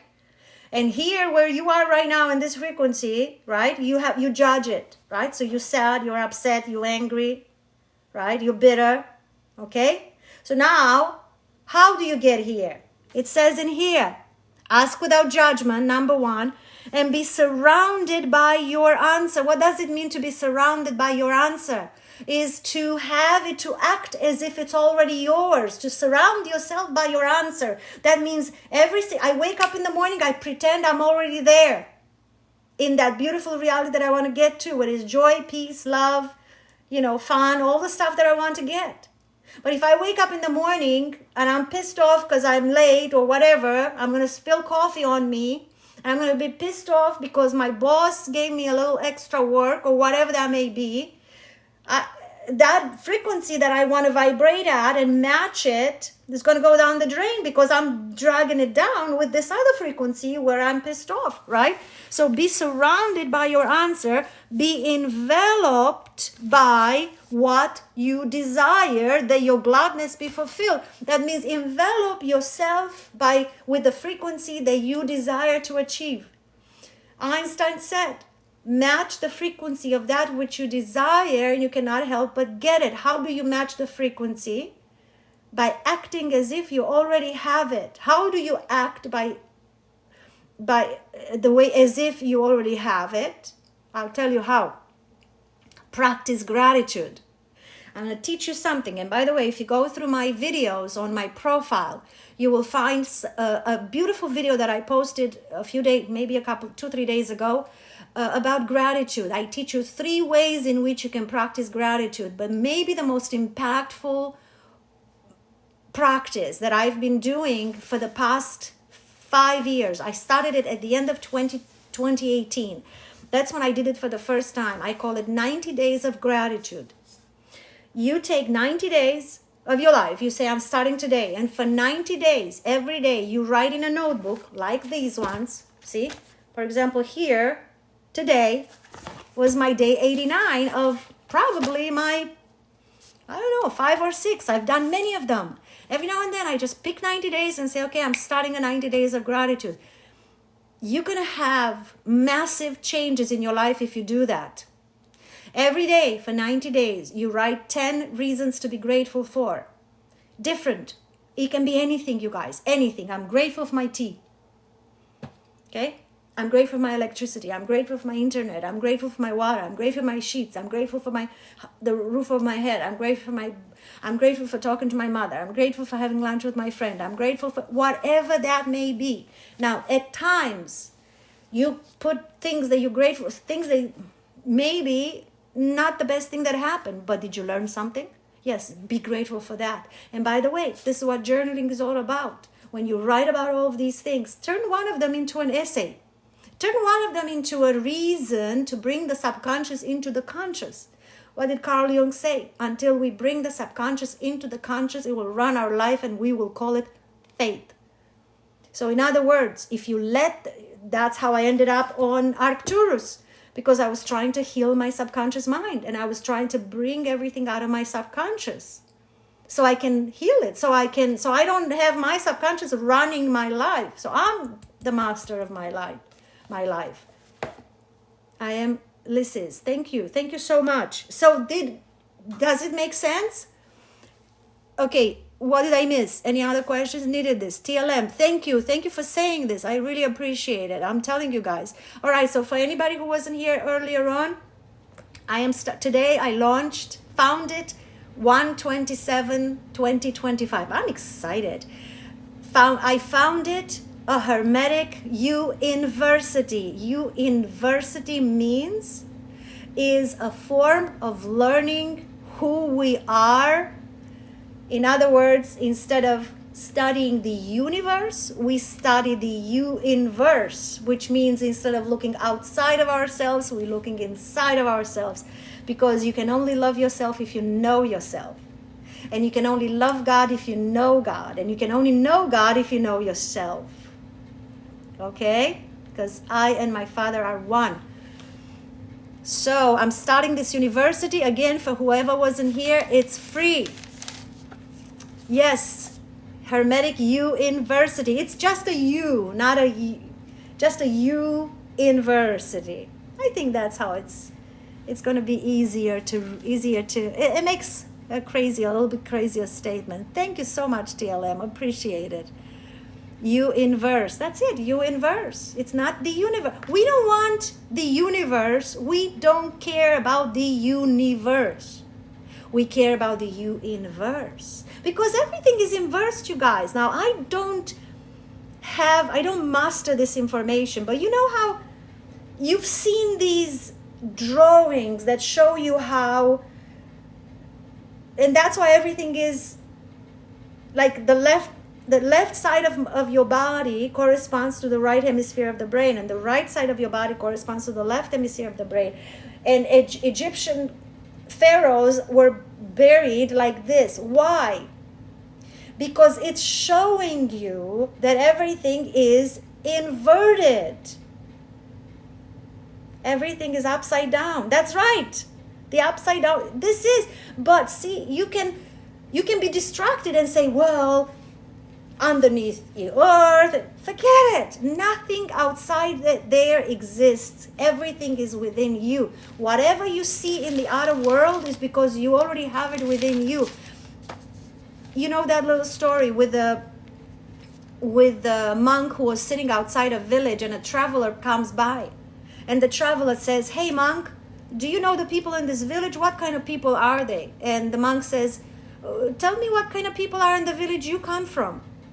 Oh, they're really bad, says the traveler. And the monk says, well, same as these ones here. And the traveler walks away. Later on, another traveler passes by and says, hey monk, I'm looking to move into a different village. What kind of people are in this village here? And the monk says, How about the people in the village you are in? And the traveler says, oh, they're wonderful people, wonderful. I just want to grow my business. And the monk says, well, this is how these people are. So I'm telling you something. A powerful. I'm telling you something. Whatever you see around you is because that's what's inside of you, because it's all inverted. A powerful angel in Detroit. Right on. Oh, you're the first live I've come across that didn't make me roll my eyes. Finally. Hallelujah. I'm so happy to hear that. That's not my intention. I'm not here to win the popularity contest. I don't care about any of that. I do care that everybody who I encounter leaves with something. I'm not here to impress. I'm past that stage of my life. I don't need to impress anybody. I'm done. I learned who I am. I learned to love myself. I understood how important it is to love myself. I don't need anybody's approval. I don't care if somebody attacks me. I don't care if somebody loves me. I appreciate it when I'm loved because I love to have that frequency. But it doesn't matter to me. Whether I have it or not, it's the same thing. But I do love to hear that what I say helps you become a better person. And that's all that matters to me. And they will be yes. I'm definitely learned something. Yes, thank you, Heather. I appreciate it. Please come back and please, can you tell us how to attend your class? I came in late. Okay, Summer. So here's what I'm going to do. We're going to start. And if you're anybody else who arrived late, buy this book first. You don't actually, well, it's good to have it in printed form because sometimes you can make notes. I love to make notes in this version right here. Has some illustrations for what it's worth. I don't know how important they are, but anyways, this version right here has some illustrations. But the same book, you will find it recorded on YouTube for free. So you don't really have to buy it. It's this U-inverse-ity is going to cost you nothing. You know what's going to cost you? It's going to cost you your old self. That's what's going to cost you. Do buy yourself a notebook, one of these. Best, because they have 100 pages, and get the white ruled one so you can write, you know.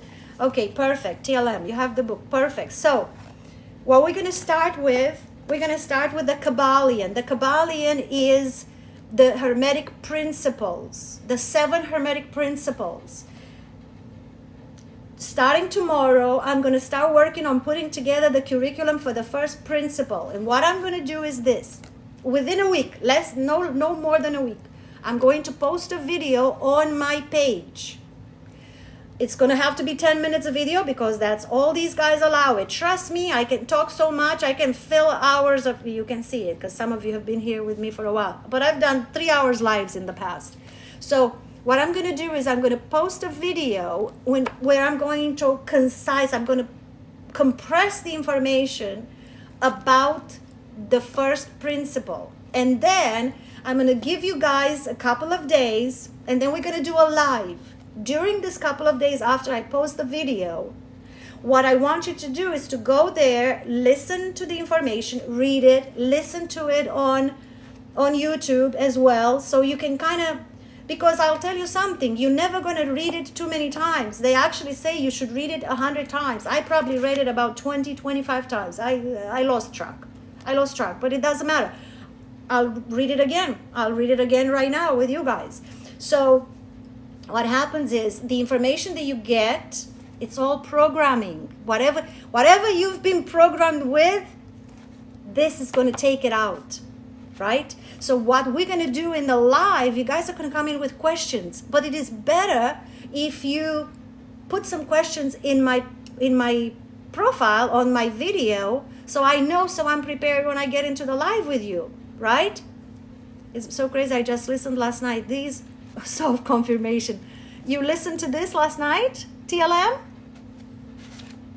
A powerful angel. Thank you. So that's what we're going to do, guys. I'm telling you, this is going to be freaking amazing. And again, for the ones who have missed the beginning, I'm going to read from my little notebook here, because that's all I was able to put together. Other things we're going to be studying. We're going to be studying the emerald tablets. We're going to be studying the Kabbalistic principles. I'm going to teach you the principles of Kabbalah. I'm going to teach you how to create the blueprint of your own life. And I'm going to teach you rituals that will enhance your magical abilities, your abilities to be a creator. All of these things are something that certain people all know it, and they use it to their benefit. You know, they used to say money is the root of all evil. No, that's not true. Money is energy. It's how you use the money that creates the positive or the negative energy. All this information is by the church is considered occult. Okay, why is it occult? Because occult means hidden. But why is it hidden? Because it's all laws. It's all laws. It's principles. It's physics. It's physics. Why? And Kabbalah, the same. It's physics. Why? It's astronomy. It's astrology. It's all science. Why are they occult? Because if you learn it, you will understand who you truly are, and you take your power back.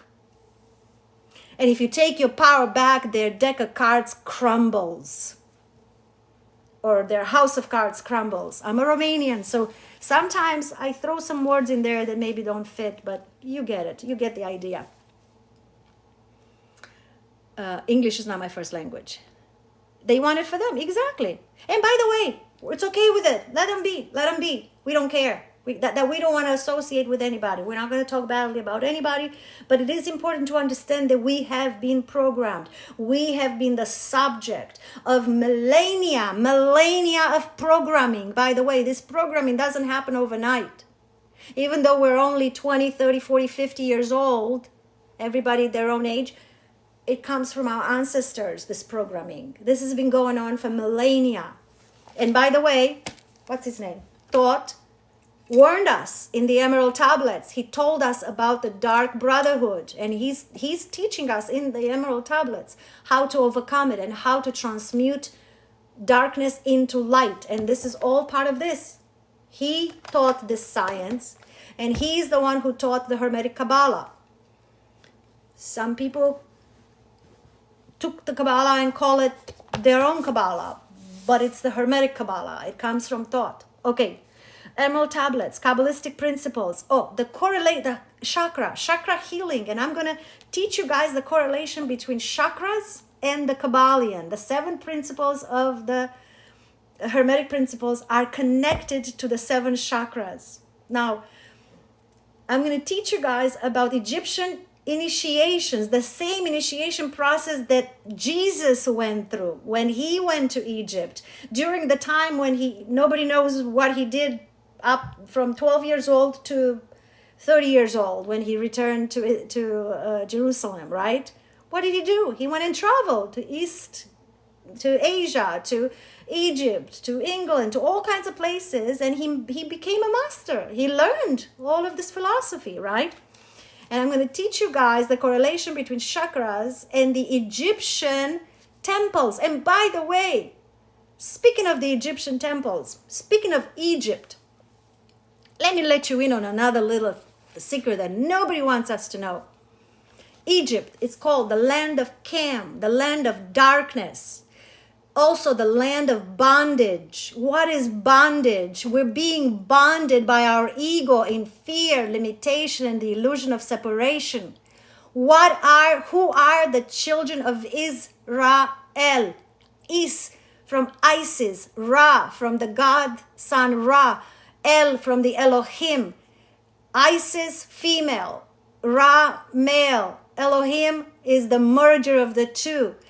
The children of Israel are the awakened beings, the chosen ones who left the land of bondage. The moment you decide to leave your fears behind, the moment you decide to be born again, as in let go of everything that is not serving you, all your fear, all your limitation, all your anger, all your judgment, all your criticism, all jealousy, all the envy, everything that is holding you in pain and suffering, in bondage, you are a chosen child of Israel. That's it. So basically, it's symbolic. And when thought told me to go to Egypt, yes, I was supposed to physically go to Egypt. But the meaning of it, go to Egypt, in other words, heal your soul. That's what it means to go to Egypt. To understand who you are, to understand what's holding you back, what's holding you down, what's holding you in bondage. Make sense, you guys? It's time to get serious. No, it's time to get serious. I'm telling you. I mean, I really don't want to get into conspiracy theories. I've been down every rabbit hole there is. I do not want to vibrate at that frequency. But when you say it's time to get serious, TLM, it's freaking time to get serious right now. The time is now. I'm ready. Awesome. It's time. Well, make sure you guys follow me and make sure you stay tuned for the, you could even send me, maybe send me a direct message. Like, it's new. Like, I'm new at it. So I'm not sure exactly how, but I'm committed to doing it because this guy is breathing down my neck. So I'm not going to, I'm telling you, if I go into any meditation I go into, I'm getting messages. Like, I'm not on my own anymore. I have now been on my own for a very long time. Ever since I've been asked to write this book. It took 2.5 months and I channeled the entire thing. Like, literally, I sat down and I wrote. I have a book that I've been working on for 5 years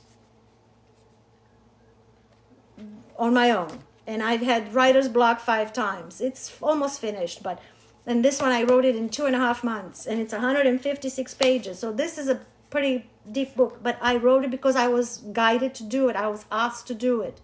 That was a mission that I was on. And now I'm on a mission to start this Hermetic U-inverse-ity. I love it, U-inverse-ity. I'm getting it. So, okay, awesome. Yes. Okay, so that's what we're going to do. So if you send me messages, what I'll do is when I post the video, I can maybe either send you a quick message and say, hey, the video is posted. Like, if you're busy and if you don't find it. I'm not Egyptian. I'm actually Romanian. But interestingly enough, I've been to Egypt when I was 14 years old. My father worked in Egypt for the energy company. They built these high tension power towers.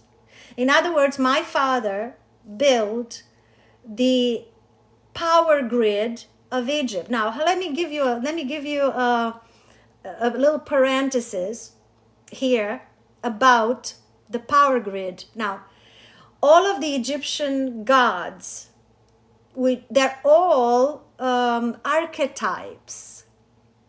Yeah, it's not unlike the archangels and Jesus, and these are all archetypes, right? So every single one of them has like Isis and Ra and Horus and all of these. If every single one of them is the god of something, right? Like thought, they're the god of something, and they're all archetypical, and they're considered netters. Now, what is a net? Net is the fabric of creation. The fabric of creation is a tapestry. It's really the way you weave a tapestry with threads. This is how the fabric of creation is around us, and it's infinite, eternal. There is no empty space. Everything is next to each other, next to each other, next to each other. And at every single intersection of these weaves, there is a netter. There is one of these archetypal characters like the Egyptian gods and like the archangels and all that stuff, right? And they are the creators of the net, which means they are the ones who created the grid of power, the source. They are the source creators. They're part of the creation. When I went to Egypt, so thought sent me to Egypt, and I did. In 2022, I went to Egypt with Nassim Haramein. There was a group of 90 of us. It was an amazing, amazing trip. I spent I want to say 14 days. It was 14 or 15 days. I can't remember. I stayed 19 days because I spent a few more days all by myself after the trip was over. But I went there thinking that thought is going to show up and maybe give me some other message. And it didn't happen. But the entire time that I was there, I was reminded of my father. I was every time I saw one of these big towers, I thought of my father. And every time I was with somebody, one of my friends that I was there, I would tell them, here, my father built that, my father built that, my father built that. So the entire time I was reminded of my father. When I got home, I was talking to my girlfriend here. We were sitting, I was telling her my whole story, and I really wanted to have a puff of something. I don't smoke, but every now and then I used to. I've been completely clean for a very long time, but anyways, I really wanted to smoke a little bit. So because I've been away and I was just really ramped up. So I was telling my girlfriend how, because she stayed at home with my dogs. So I told her, I said, I really don't know why I went to Egypt other than seeing all these wonderful things and blah, blah, blah, right? Leave their culture alone. YT person, please. Oh, Jesus, Patty, let's go ahead and get you out of fucking here. Block account. Confirm. You can go. Okay. Thank you. So anyways,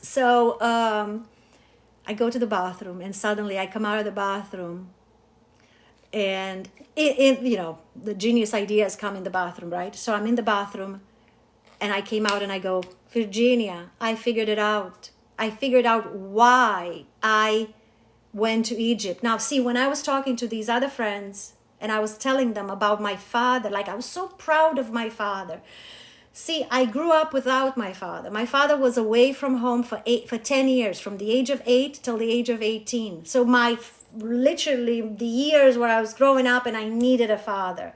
But I grew up without a father because he was gone. Even though I had a father, but he was gone for, like I would see him every 6-7 months, right? It was very hard. Why did I develop an abandonment trauma? That's why. Although my father loved me and there was never an issue.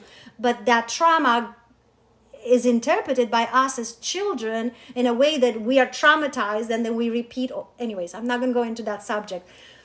But while I was in Egypt, I realized how amazing of a man my father was. So when I come out of the bathroom, I said to my girlfriend, you're not going to believe it, how amazing my father was. And I started to tell her, he was like this, and he was like this, and he was like this, and he was like this. In Egypt, my friends said to me one day, they said, your father was a grid builder, an energy grid builder, which this is what these netters are, grid builders. And then the light bulb went on for me. I and my father are one. The only way I could understand how much I love God, the creator of this universe, is when I finally understand how much I love my earthly father. The only way I can merge with my godly father is after I merge with my earthly father. I went to meet my father. I went to understand who my father was. How amazing of a human being he was. When my father worked in Romania for the energy company in Romania, there's an article that is written about him and it says, Badan, Badan. With people like Badan, you can move mountains. And by God, you guys, I have some big shoes to fill. So that's why I'm doing what I'm doing. Thank you, Summer. Thank you. So that's the story. That's the story. That's why I went to Egypt. That's what it meant for me to go to Egypt. I know. It's freaking painful. It's painful. And I didn't, when my father passed away, it was like an unfinished business. Because I never got to tell him how much I really loved him. So that's why thoughts send me there, so I can tell my father how much I loved him. And by the way, in this book, you're gonna learn, for example, that my father was a discarnate. You know what a discarnate is? Is sometimes we do that to our parents when they die, and we have an unfinished business. We don't let them go away, and they hover over so they can help us, because we feel like we have an unfinished business, and because we don't close down this business, they think that they have to stay and help us. Wait, my battery's going down. So I read a book when I first ended up on Arcturus, which I had no idea what it was. The next morning when I woke up, I Googled what Arcturus was, and I found a book called How Arcturians Are Healing Planet Earth. I can't remember the name of the guy, but it's all written in here. And what's the book called? This one here? This one is called Arcturian Healing. This is the one I wrote and I published last year in December. And this is teaching you how you can heal all your childhood traumas, all your fears, all your limitations without a therapist. This is all. I met the Arcturian healers. Yes, what you have to do, Neo, you have to, when you go to bed at night, go into a trance, put yourself into a trance, like right before you fall asleep. That's when your brain goes into theta state. And at that point, you call your father, because he's around you. If you have not finished your business with him, your father is still around you, especially if you dream your father. So yeah, I had no idea about the Arcturians until I went there. And when I woke up in the morning, I Googled it, and wow, I was like, wow, I had no idea. Your father's not alive, but you're not in good terms. Let me tell you something, you guys. We are one, every single one of us. I want to tell you something. I wasn't in good terms with my mother. And I blamed her for many things that happened in my life. I blamed her that my marriage wasn't going well because I was married for 18 years. 20 years together with my ex-husband. We divorced in 2019. And my mother came to visit in 2019. I'm going to tell you a story that will hopefully make you love your parents or understand your parents. Let's go to bed. Miguel, thank you. Thank you. I love you. I appreciate you. Thank you so much for being here. And thank you for saying good night. I ramble. I'm here. So my mother came to the States in 2019 because I really wanted to tell her about my divorce face to face. I really didn't want to tell her on the phone because I knew she was going to be hurt or whatever. So when she came, I told her, I said, Mother, and she was acting like her old self, critical, judgmental, all that stuff. So I looked at her one day and I said, Mother, listen to yourself. Listen how judgmental you are. Listen how critical you are. I said, no wonder I ended up finding a husband just like you, because this is what we do in life. Whatever our subconscious programming says, we match the environment that we lived in with the next patterns of our life. You see, that's what we do. We don't do it intentionally. This is what's happening automatically, right? So I said, the good news is, I said, I could divorce my husband, but what do I do with you? So I said, and then I said, okay, Mother, you're fired. So I fired my mother. She laughed about it. She said, what does it mean? I said, well, what it means is that I don't want you as a mother anymore, because I'm tired of your judging. I'm tired of you criticizing. I'm tired of you telling me what to do. I'm already past 50 years old. I don't need you to tell me what to do. But you can be my friend. Are you willing to be my friend? She said, am I losing any benefits? I'm like, you're not losing any benefits. I'll still look after you and all that stuff. But here's what happens with friends. Okay, so Heather, so listen to this. So I said, so here's what happens with friends. Friends don't up and tell each other, do this, do that, why are you doing this, why are you doing that? Unless you were asked for advice, you keep your mouth shut. Can you do that? She said, sure, I can do that. So she did. But here's the part that moved me to tears. As I was growing up in communist Romania, some of the lessons that I was growing up with, some of the programming that I was growing up with, were limiting me in many ways. For example, sexuality was something, I probably shouldn't be using this term because I think these, you understand what I'm saying, intimacy, okay, maybe I'll use intimacy. Intimacy was frowned upon because, you see, everything had to be, up to church rules and all that stuff. We couldn't even watch movies where there was a little people too close to each other. Like, I'm telling you, it was communism. So I grew up thinking that intimacy was not a good thing, because anytime I'm in the living room watching TV with my parents, and if there's a movie, and I was little, and there's a movie where the two people are kissing each other or something, immediately my mother would go, "Oh, look at her, she's getting herself in trouble." She's, like, in other words, what I'm seeing is something bad. So I grew up to believe that intimacy is something bad. So needless to say, I've been a little bit of a, just, what term should I use? I haven't been very open-minded about it. That's all I'm saying, okay? So I told my mother when she visited me in 2019, I said, Mother, the only thing I wish you would have taught me a little bit more about intimacy. Right, Heather? You get it.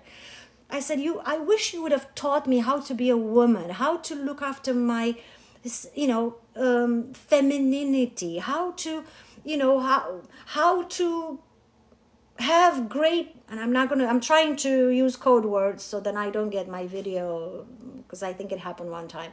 Like, I really wanted to know more about it. I never had books. I never learned how to have intimacy with a man, what to do. Like, literally, guys, I'll tell you something. I want to say I was 26 years old the first time when the first guy I ever had S with asked me, "Did you come?" And I was like, "I'm here." That's how dumb I was. I had absolutely no idea. So I told my mother that. I said, "I wish you would have told me more about that, and you should have taught me more about it." Do you know what my mother said to me, you guys? Now listen to this. She said, "Do you think that I knew?" Now, when my mother told me that, I was never friends with my mother because I always was afraid of her. No, I'm a Gen Xer. My mother's not. My mother is she's 81 years old now. She didn't know. She didn't know. And that moved me to tears because I realized that she only gave me what she knew. You see, I grew up believing that love is conditional. I grew up believing that I have to prove myself in order to be loved because this is how I was raised. I had to be a very good student. I had to do this. I had to do that. I mean, I had to jump through a lot of hoops in order for me to receive any kind of accolades from my mother. Okay?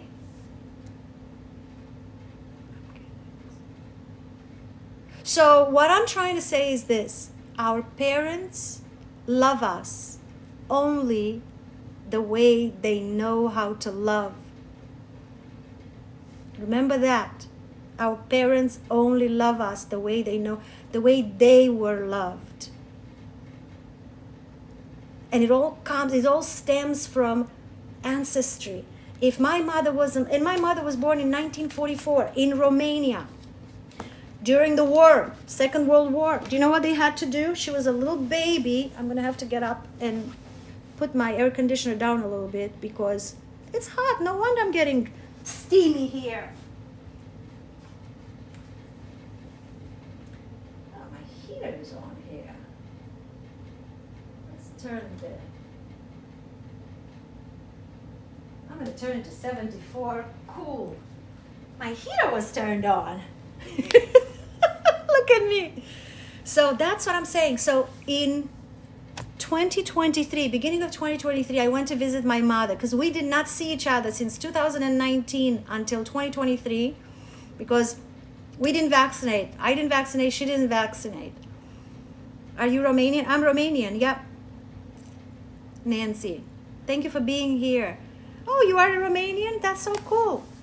So I went to see her, and to be honest with you, I was a little nervous because up until that point, I'm going to tell you something, there's never been any encounter between my mother and I where I didn't get annoyed with her, like annoyed, like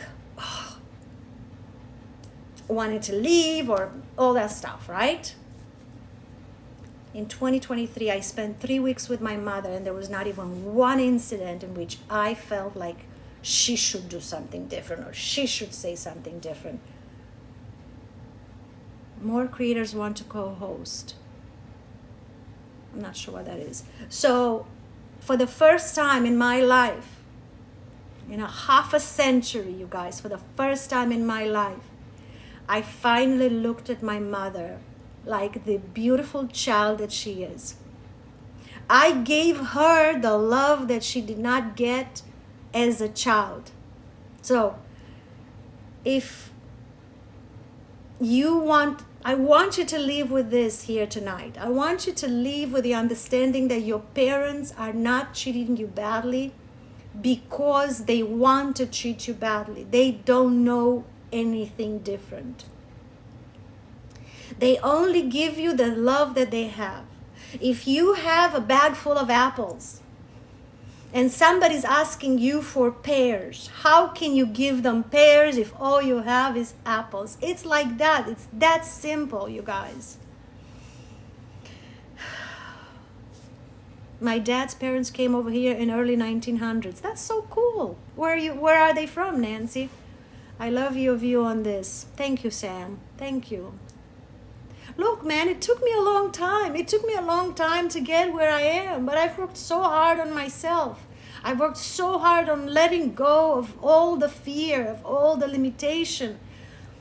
I've been working, I never stopped. I'm not exaggerating. I have about 20 of these notebooks written just in the past a year and a half. This is all journaling, shadow work, inner work. I mean, I read hundreds of books. I want to say a couple of thousands, but I don't want to. It doesn't matter. I'm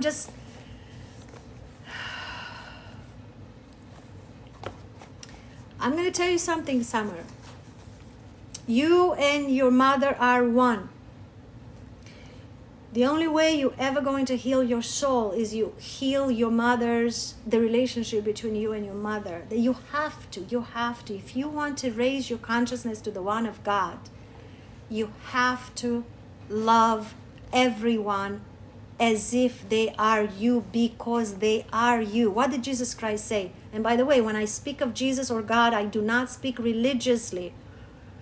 I'm working on building a family tree on ancestry. Oh, that's kind of cool. Jesus said, love, 2 rules from Jesus. Love thy father with all thy heart, thy mind, thy soul. And love thy neighbor as you love thyself. What does it mean? How can you love thy neighbor as you love thyself? You have to first love thyself. Until you love yourself unconditionally, you're not going to be able to love anyone. So the reason why your mother and your father doesn't love you the way you want to be loved is because they don't love themselves yet. But here's what happens. It's a snowball effect, right? It goes downhill and it gets bigger and bigger. You heal yourself. And because you're connected at the roots ancestrally, you heal your mother, and you heal your grandmother, and you heal your future generations. See what I'm saying? You break the pattern.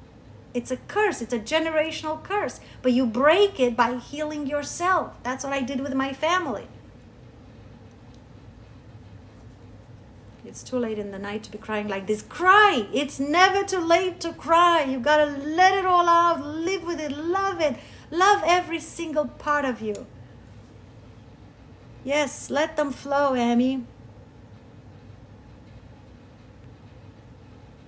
You're speaking to my inner self. Yes, Sam, I speak to your inner self because your inner self is my inner self. I finally love myself. I did not love myself. I let people trample over me.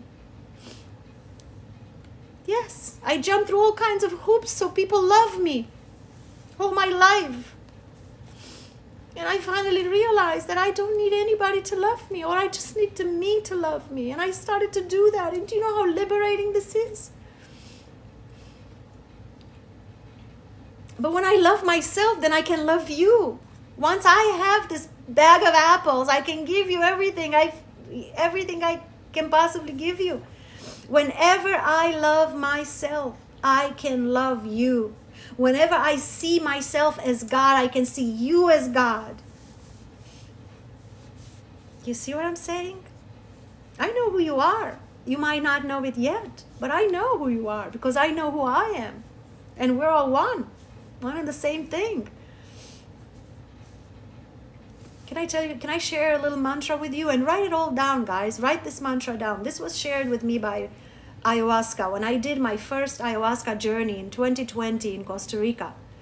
The first day, Mother Ayahuasca gave me this mantra. And I can tell you one thing. This is something that I've always wanted to hear my entire life. She said, "You are beautiful. You are amazing. You can do no wrong. I love you." Now, write that down. And at night, when you go to bed, or whenever you feel like beating yourself up for something that you think you've done wrong, just hug yourself. Hug yourself. You are beautiful. You are amazing. You can do no wrong. I love you. Whether you're a woman or a man, do it. You are beautiful. You are amazing. You can do no wrong. I love you. This is what we all wanted to hear as children. And we didn't. Because our parents didn't know to give it to us. Well, we can't beat them up for it. We can't beat ourselves up either. I'm so happy, you guys. I'm so happy. I'm so grateful. I'm so grateful that I'm awake, that I understand, that I'm and I so am grateful that you guys are here, because every single one of us is a farmer. We all plant seeds. Everything I teach you, that's why I'm not going to charge anything for these lessons. There might be a time when I'm going to have a subscription, maybe for somebody who wants to go deeper. But no, everything that I told you, that in this Hermetic U-inverse-ity, there's going to be a massive curriculum here. You're going to learn things that nobody teaches, especially for free. Everything is free. Everything is going to be free. Why? Because I plant seeds in you, and you're going to take the seeds and you're going to plant them in somebody else. Because you know what? There's enough of this whole gatekeeping, whatever they call it. Why? It's time for us to all awaken. It's time for us to stand up and hold hands and look at each other and look in each other's eye and say, I know you. I see you. I love you. Because you know why? Because you are me. How can I not love you if I love me? Do you see what I'm saying? Self-love is the most important thing. That's why my book, I'm not just shamelessly plugging my book. I'm not doing that. It's very important. Somebody who read my book the first couple of days wrote in Amazon that they healed a lump on her breast. And then she healed all kinds of trauma related from her childhood. It's just published in December 10th. But this is all it is about. It's about inner child healing, self-love, healing your soul, awakening to the truth of who you are. This is all there is. My own experience. Sam, I love you. I love you all. But I now know it was because you were speaking to my soul. Wow. Yes. I was just scrolling and chose to stop because of your beautiful accent. Thank you. Thank you. Yes, I am speaking to your soul because your soul is my soul. The more we share, the less need for money. Yes, share it all, share it for free. Share it. That's it. We gotta share it. I say something always the same to my plants every day. I was told to give her my name and speak of, yes. I meant I had to grab a paper. You are beautiful. You are amazing. You can do no wrong. That's a good one. Because boy, I thought I had to be perfect. And I took that my entire life, and boy, I was a perfect. And I was so proud of myself for being a perfectionist. You have no idea.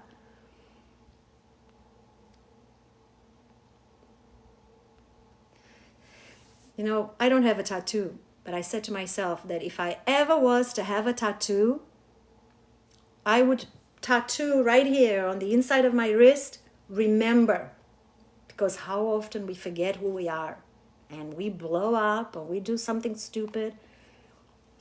That's what I would do. I'm an enabler. Yep, we all were. That comes from being codependent. Here's a good book to read.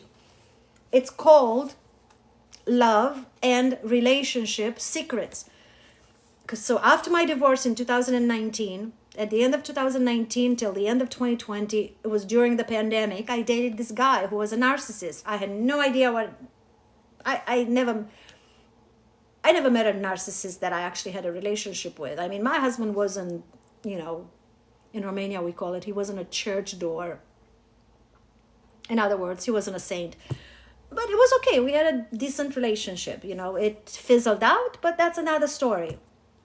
This guy I dated was a narcissist, and I've never seen anything like that before. Like, I was shocked. And guess what happened? Because I had fallen in love with him, I allowed him to trample right over me. I mean, literally, I allowed him to come back like 3 times and all that stuff, right? So then I realized, I was on Instagram and I'm browsing through, and I stumble upon this woman who's on Instagram. She's a psychologist. And she said, listen to this. This is a powerful story. In her post, it was just pictures and you just scroll. And it said, how do you know that your partner is a narcissist? And I'm like, good question. Let me look. Whatever the first picture was, it was exactly his description. And I'm like, I go to the next one. Same thing. So it was like 10 pictures, the one of those carousels. Sure enough, the whole thing, he's a narcissist. I'm like, oh my God, I'm dating a narcissist. So then I'm starting to go through this woman's profile on Lisa A. Romano is his name. It just came to me. So I go to her profile and I'm starting to listen to all her videos, because that's what you do when you find somebody you like. You go in and listen to everything they said. So it turns out a narcissist will only date a codependent. What a surprise for me. Here I am, a very successful businesswoman who finally figures out that she was codependent, which meant she wasn't loving herself. I would have bet you $1 million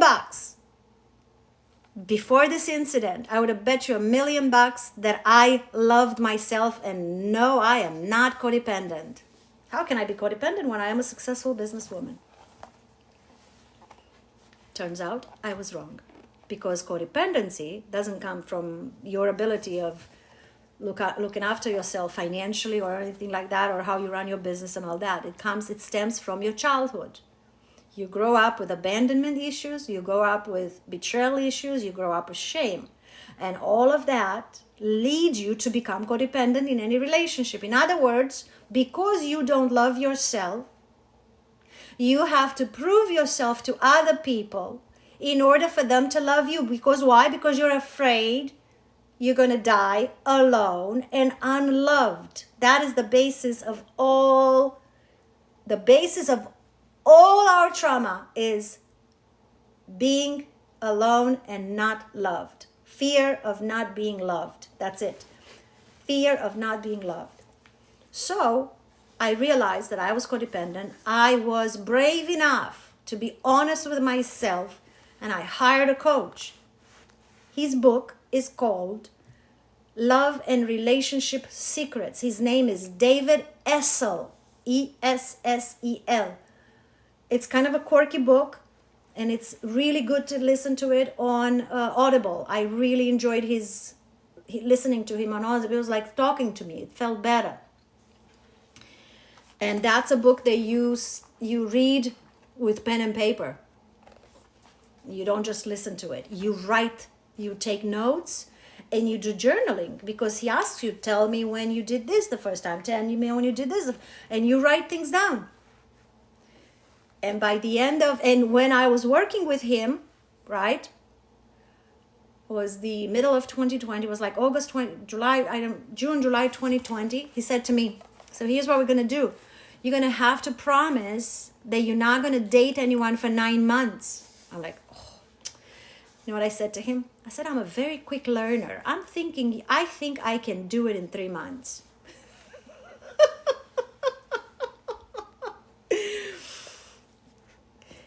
So in my mind, I said, oh, I just won't tell him if I date somebody else, right? Because me and this other guy were breaking up, right? So I said, I'll just, I don't have to tell my coach that I'm dating somebody else. Guess what, you guys? I've been single for 4 years. When I say single, I'm not even on a dating site. I don't even respond to messages when somebody reaches out to me via social media. I'm not interested. I love myself so much. I have such an amazing life that any man who would show up into my life right now, boy, they have to come in with some kind of curriculum, because I finally understand the meaning of it. I finally understand that I don't need anybody to love me in order for me to feel good about myself. I just have to love myself. Do you know how liberating that is? And that's for women and for men. Please, man, understand. It's not just for women.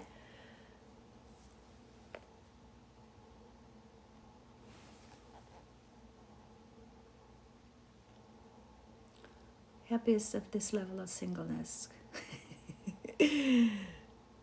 Exactly. That's right. They're in competition with me. Hey, listen, if you can deliver to me more than I can deliver to myself, let's hear it. But I'm not going to just fold my tent like I did in my past life, right? Remember that. Then you will never leave. That's right. I will never leave you. I will never cheat on me. I will never lie to me anymore. I did. I lied to myself. Because I wanted to be loved by other people. I wanted to be like my other people. So I pretended that I was okay.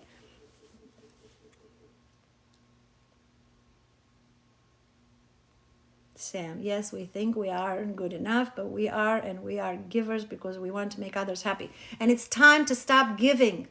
I'm not saying we should stop giving, period. But it's time to stop giving to others until we fill our bucket. You cannot feed from an empty cup. You can only feed from your overflow. You can only serve from your overflow. So fill your cup first. You come in first. That's not called selfishness. No. Let me tell you something. When you fly in an airplane, what do they tell you? If shit hits the fan, you take that oxygen mask and you do what with it? You put it to your kid? No, because if you put it to your kid and you pass out, your kid is dead too. You put it onto your nose and mouth first, because you have to be at full capacity. You have to have the strength. If you don't have the strength, you can't help anybody else. And this is the metaphor of life.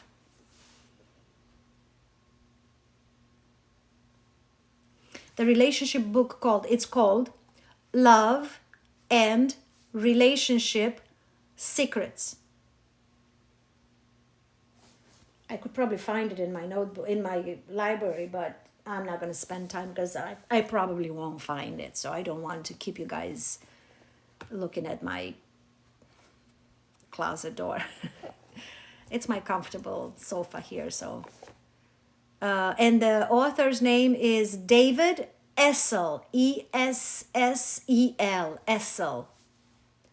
Very good book. It's to the point. It's very simple. It's not, psychologists and right. It's very to the point. The guy overcame his own codependency, and he teaches you how to do it. And it's really, really good. And you can actually heal yourself by yourself just by reading his book. That's what we did. We coached on the book. That's what we did. Probably could have, no, I needed him because I needed somebody to push me a little bit, because I was enabling myself. I need to run, but thank you. Great life and great company. I love you, Heather. Thank you. I appreciate it. I am probably going to hit the hay as well very, very soon. But here's what I'm going to do before I leave. If you guys have any questions for me, let me know. I'll be very happy to answer anything. If you need help with your healing journey, any kind of, even some channeled information from the Arcturian Council of Elders, because I channeled the Arcturian Council of Elders, let me know. Otherwise, in the next 5 minutes, I'll probably go to bed as well. I have no idea what time it is. 1:47. Holy smokes! I've been on for almost 3 hours. This TikTok should hire me. I'm just kidding. No, I would not work for anybody. All right. Good night, Heather. Good night, everybody. If you guys have any other questions for me, let me see if I missed any comments. Thank you, Thought. Yes. Here, that's Thought. He loves you guys. He saved humanity from Atlantis. Thank you, Bitsy. Bitsy, what a cute name. Exactly what I needed. Thank you. I appreciate it. Nancy, thank you. Reach out. When do we start? This week, I'm going to post the first video. But you guys can send me a message in my, whatever the messages is. And I can send you a response and tell you, hey, the video is posted. Unless you want to follow me, and then you're probably going to find it. So this week I'm going to post probably within the next couple of days, I'm going to post the first principle. And after that, I'm going to announce when the live is. We're going to do a live. But I'm going to want you to do is, yes, okay, Nancy, I got you. So just a second, let me just say. So what I'm going to do is, once I post the video about the first principle, if you guys have any questions or any personal, maybe you need something personal that you need answers, either send me a message directly or put a comment in the video. So then when we do the live, I'm going to, of course, develop the subject, but of course I want to be able to answer all your questions, because I forgot to tell you, I'm also a coach. So I will be able to help you through your journey. My purpose in this life is to help people heal their souls. That's what he said. He said that's my job. So that's what I'm doing. For free, too. That's even better. Now, there will be some paid opportunities, but what I'm teaching you, it will be for free. Sam, please join me. Absolutely. It will be absolutely amazing. Absolutely amazing. And by the way, it's not going to be just the Hermetic principles. As I mentioned before, if anybody has missed it, it's going to be Emerald tablets. It's going to be Kabbalah, Hermetic Kabbalah. It's going to be the correlation between chakras and the Hermetic law. It's going to be chakras and the Bible. It's going to be chakras and the Egyptian temples. It's going to be initiation through the Egyptian temples. It's going to be Arcturian healing. I'm going to teach you guys how to heal yourself with this. I'm going to teach you hacking gratitude, which means shifting from being a manifester to becoming the creator of your universe. I'm going to teach you, and then together, hopefully, we're going to be able to raise our sacred secretion, our Christ oil, and open our third chakra and merge with God. You see, I had a Kundalini awakening with a Bufo experience. I had a Bufo experience in 2021 where I saw God face to face. So I know where I'm going. That's why I'm so convinced of everything that I say. I'm not crazy.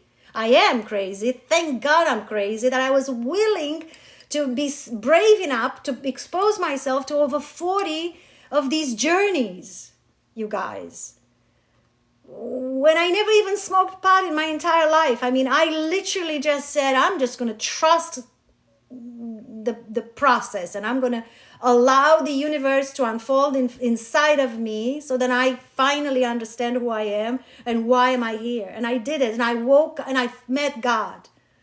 And that's why I know where I'm going. And for the past year and a half, since July of 2023, I have not touched any plant medicine, because my goal is to raise my sacred secretion naturally, because I want to meet God face to face without, if you follow Ram Dass, he's done some kind of hallucinogenics. I prefer not to use terms, not because I'm afraid to share with you, but I think this platform censors this kind of information, so I just want to be very careful so they don't censor my video, because if they censor my video, then they don't promote me. So what I'm saying is, Ram Dass's guru said that when you do that medicine, that chemical, whatever you want to call it, he did man-made medicine. I did plant medicine. But when you do that, it's like you're taking Jesus hostage. You see? And also, Ram Dass also said, he said that I've been in the Garden of Eden so many times. I want to stay there because I keep on getting kicked out of there. Well, that's what happens when you use altered states of consciousness coming from a catalyst. A catalyst is either a plant medicine or any other chemical, any kind of other product that you take, medicine that you take, and then your consciousness is altered. And yes, at that, like, there's DMT, there's 5-MeO, there's mushrooms, there's all kinds of stuff like that, right? So when you do that, you do get there. You get there. Absolutely, you get there, but you can't stay there. And I've been there. I know where that place is. So I know I can get there without anything. So that's what I'm working on. I go there every day. I really do. I'm so at peace. I'm so at peace. I'm so full of joy. Okay, let me see. Questions. That's so interesting. Yes, mystical eyes. Wow, I know this is Sam. Wow, I know this is my mean to be, my process. You mean the plant medicine or something? I'm very excited. Summer, me too. Can't wait. I've been looking for how to do this, but haven't found the path that left safe until now. Are you talking about the sacred secretion? There's a few books that I want you to read if you want to do that. Let me know. Actually, you know what? So I don't give it, because I don't want to get up and get the books. But there's a few books that you want to read. And by the way, many of them are actually free on YouTube. You want to read and understand the process, because there's a specific period of time during the month, once every 28 and a half days for 2.5 days, depending on your zodiacal sign. And I can teach you all that. It's going to be part of the curriculum. And you're going to learn exactly how you get, when you can work on your sacred secretion, on raising your Christ consciousness. Bitsy, thank you. Very excited. Wow, I was definitely sent to you for your guidance, and I can't wait. Yes, Sam, thank you. I would love to be a part of it. Yes, I do have something I want to ask you about. I'm so happy I found you. Nancy, do you want to ask me via message here, or do you want to send me a private message? Whatever works for you, but it would be great if, Nancy, what are sacred secretions? Okay, so I mentioned it earlier on, but some of you maybe were not with me at that time. So what is the sacred secretion? Is the cerebral... Okay, so do you know what the cerebral spinal fluid is? The cerebral spinal fluid is a fluid that our body generates. Now, I'm not a physician. I'm not a doctor. We found your coach. Yay, I love it. So the terms that I use may not be very sophisticated, but I talk to you the way I talk to myself. So what I'm going to tell you is this. Our brain, our cerebellum creates this fluid called cerebral spinal fluid.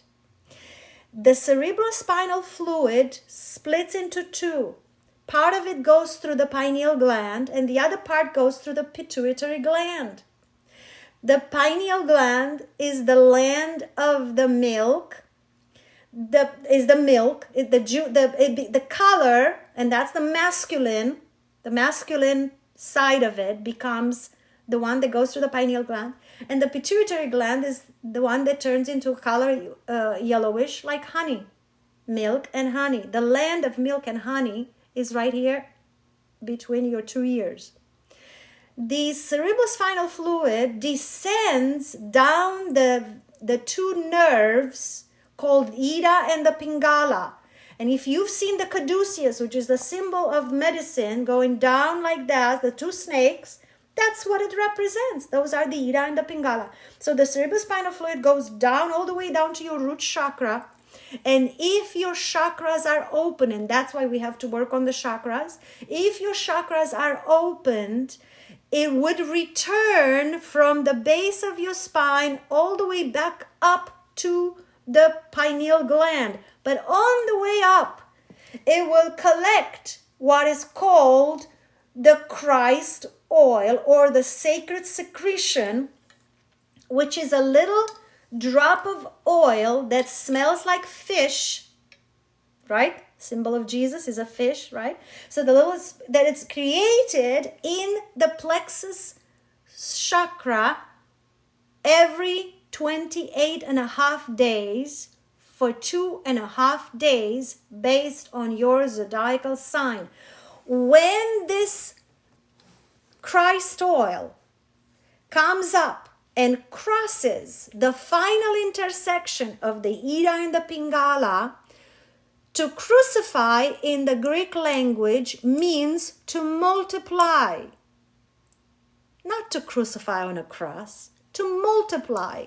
This Christ oil or sacred secretion crosses the base of the cerebellum, and then the impact, the intensity, because it's multiplied, the intensity of the energy is multiplied by 1,000. And by the way, this is where the 144,000 comes from. It's not a number of people that are chosen. That's another bullshit story. It's 144,000. That's a frequency that if you look at the chakras, the way the petals of the water lily, the flowers that represent each chakra, right? When you add them all up, once you cross the throat chakra, you add them all up, it comes up to 144. But because they are multiplied by 1,000, it becomes 144,000. So because this Christ oil gets multiplied by 1,000, the intensity is so powerful that it activates the crystal from the pineal gland, and that's when your third eye opens. Your pineal gland is activated. And what does it say in the Bible? When thy eye be single, thy body should be filled with light. That's what does it mean, thy eye be single? Means your third eye is open.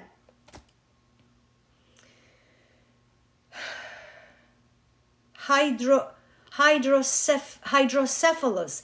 Yes, and by the way, Santa Claus, the sacred claustrum, is the place where all these fluids come from, right?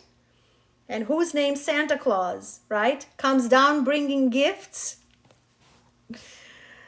Oh my goodness, Faldo Cream Sorcerers. Lifted Lou, are you talking about the doctrine that I'm speaking about? Let's go ahead and block your little ass. Let's verify, because maybe are you talking about the things that I'm talking about, that it's false doctrine? I think so, because otherwise you wouldn't be yelling at me in capital letters. Let's go ahead and block your ass. Thank you very much. Go ahead and find somebody else to piss in their corner. We don't need any kind of negativity. We don't do negativity here.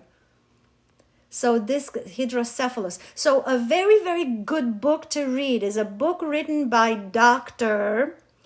George W. Carey, and it's called God, Man, the Word Made Flesh.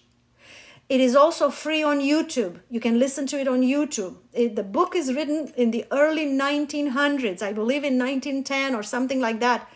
Still during the time when it was not very censored yet. So you can still get some very good information from there. Yes, I blocked him. I really, I'm sorry.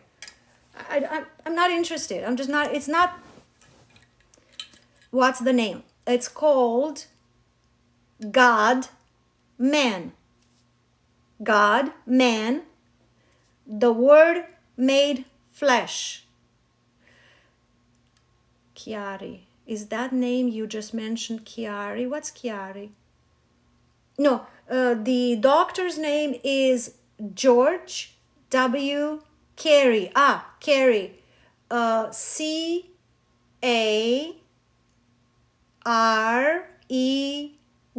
Carey. C-A-R-E-Y. Carey. I think so.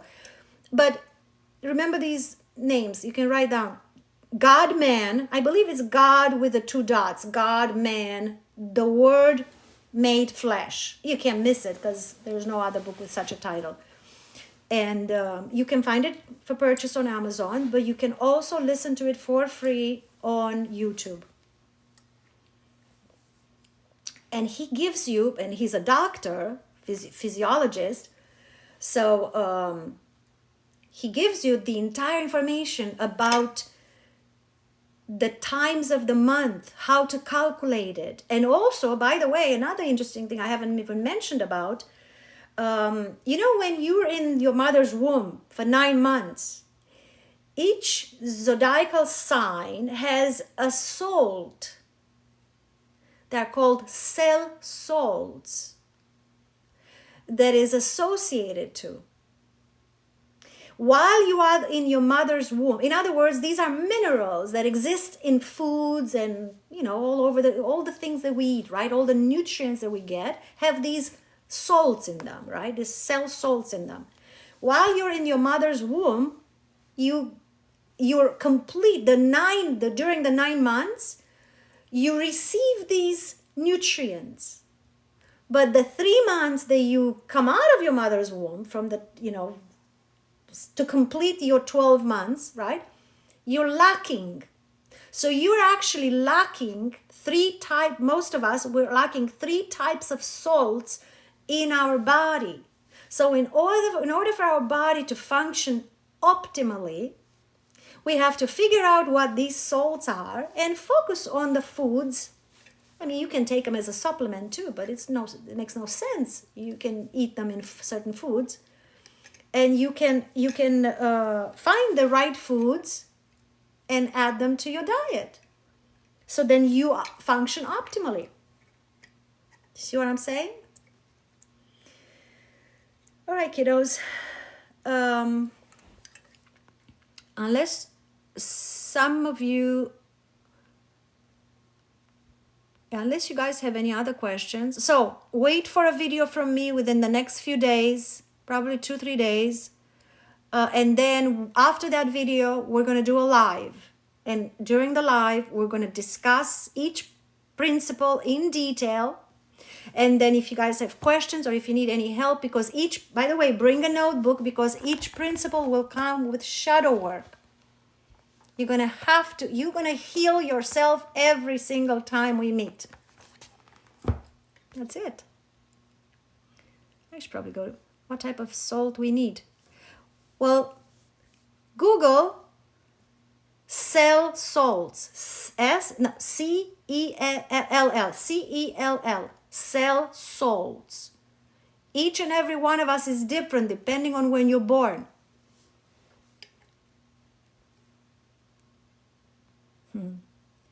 All right, kiddos. I love you all. I appreciate you all. I'm so grateful you were here today with me. We were here for 3 hours. Can you believe it? We'll talk soon. Thoth and I are wishing you all a wonderful evening, and we'll see you soon. Good night. Let's figure out how to turn this off. Okay, here we are, right here. Thank you, guys. Nice to meet you, ladies. And now, switch to sub.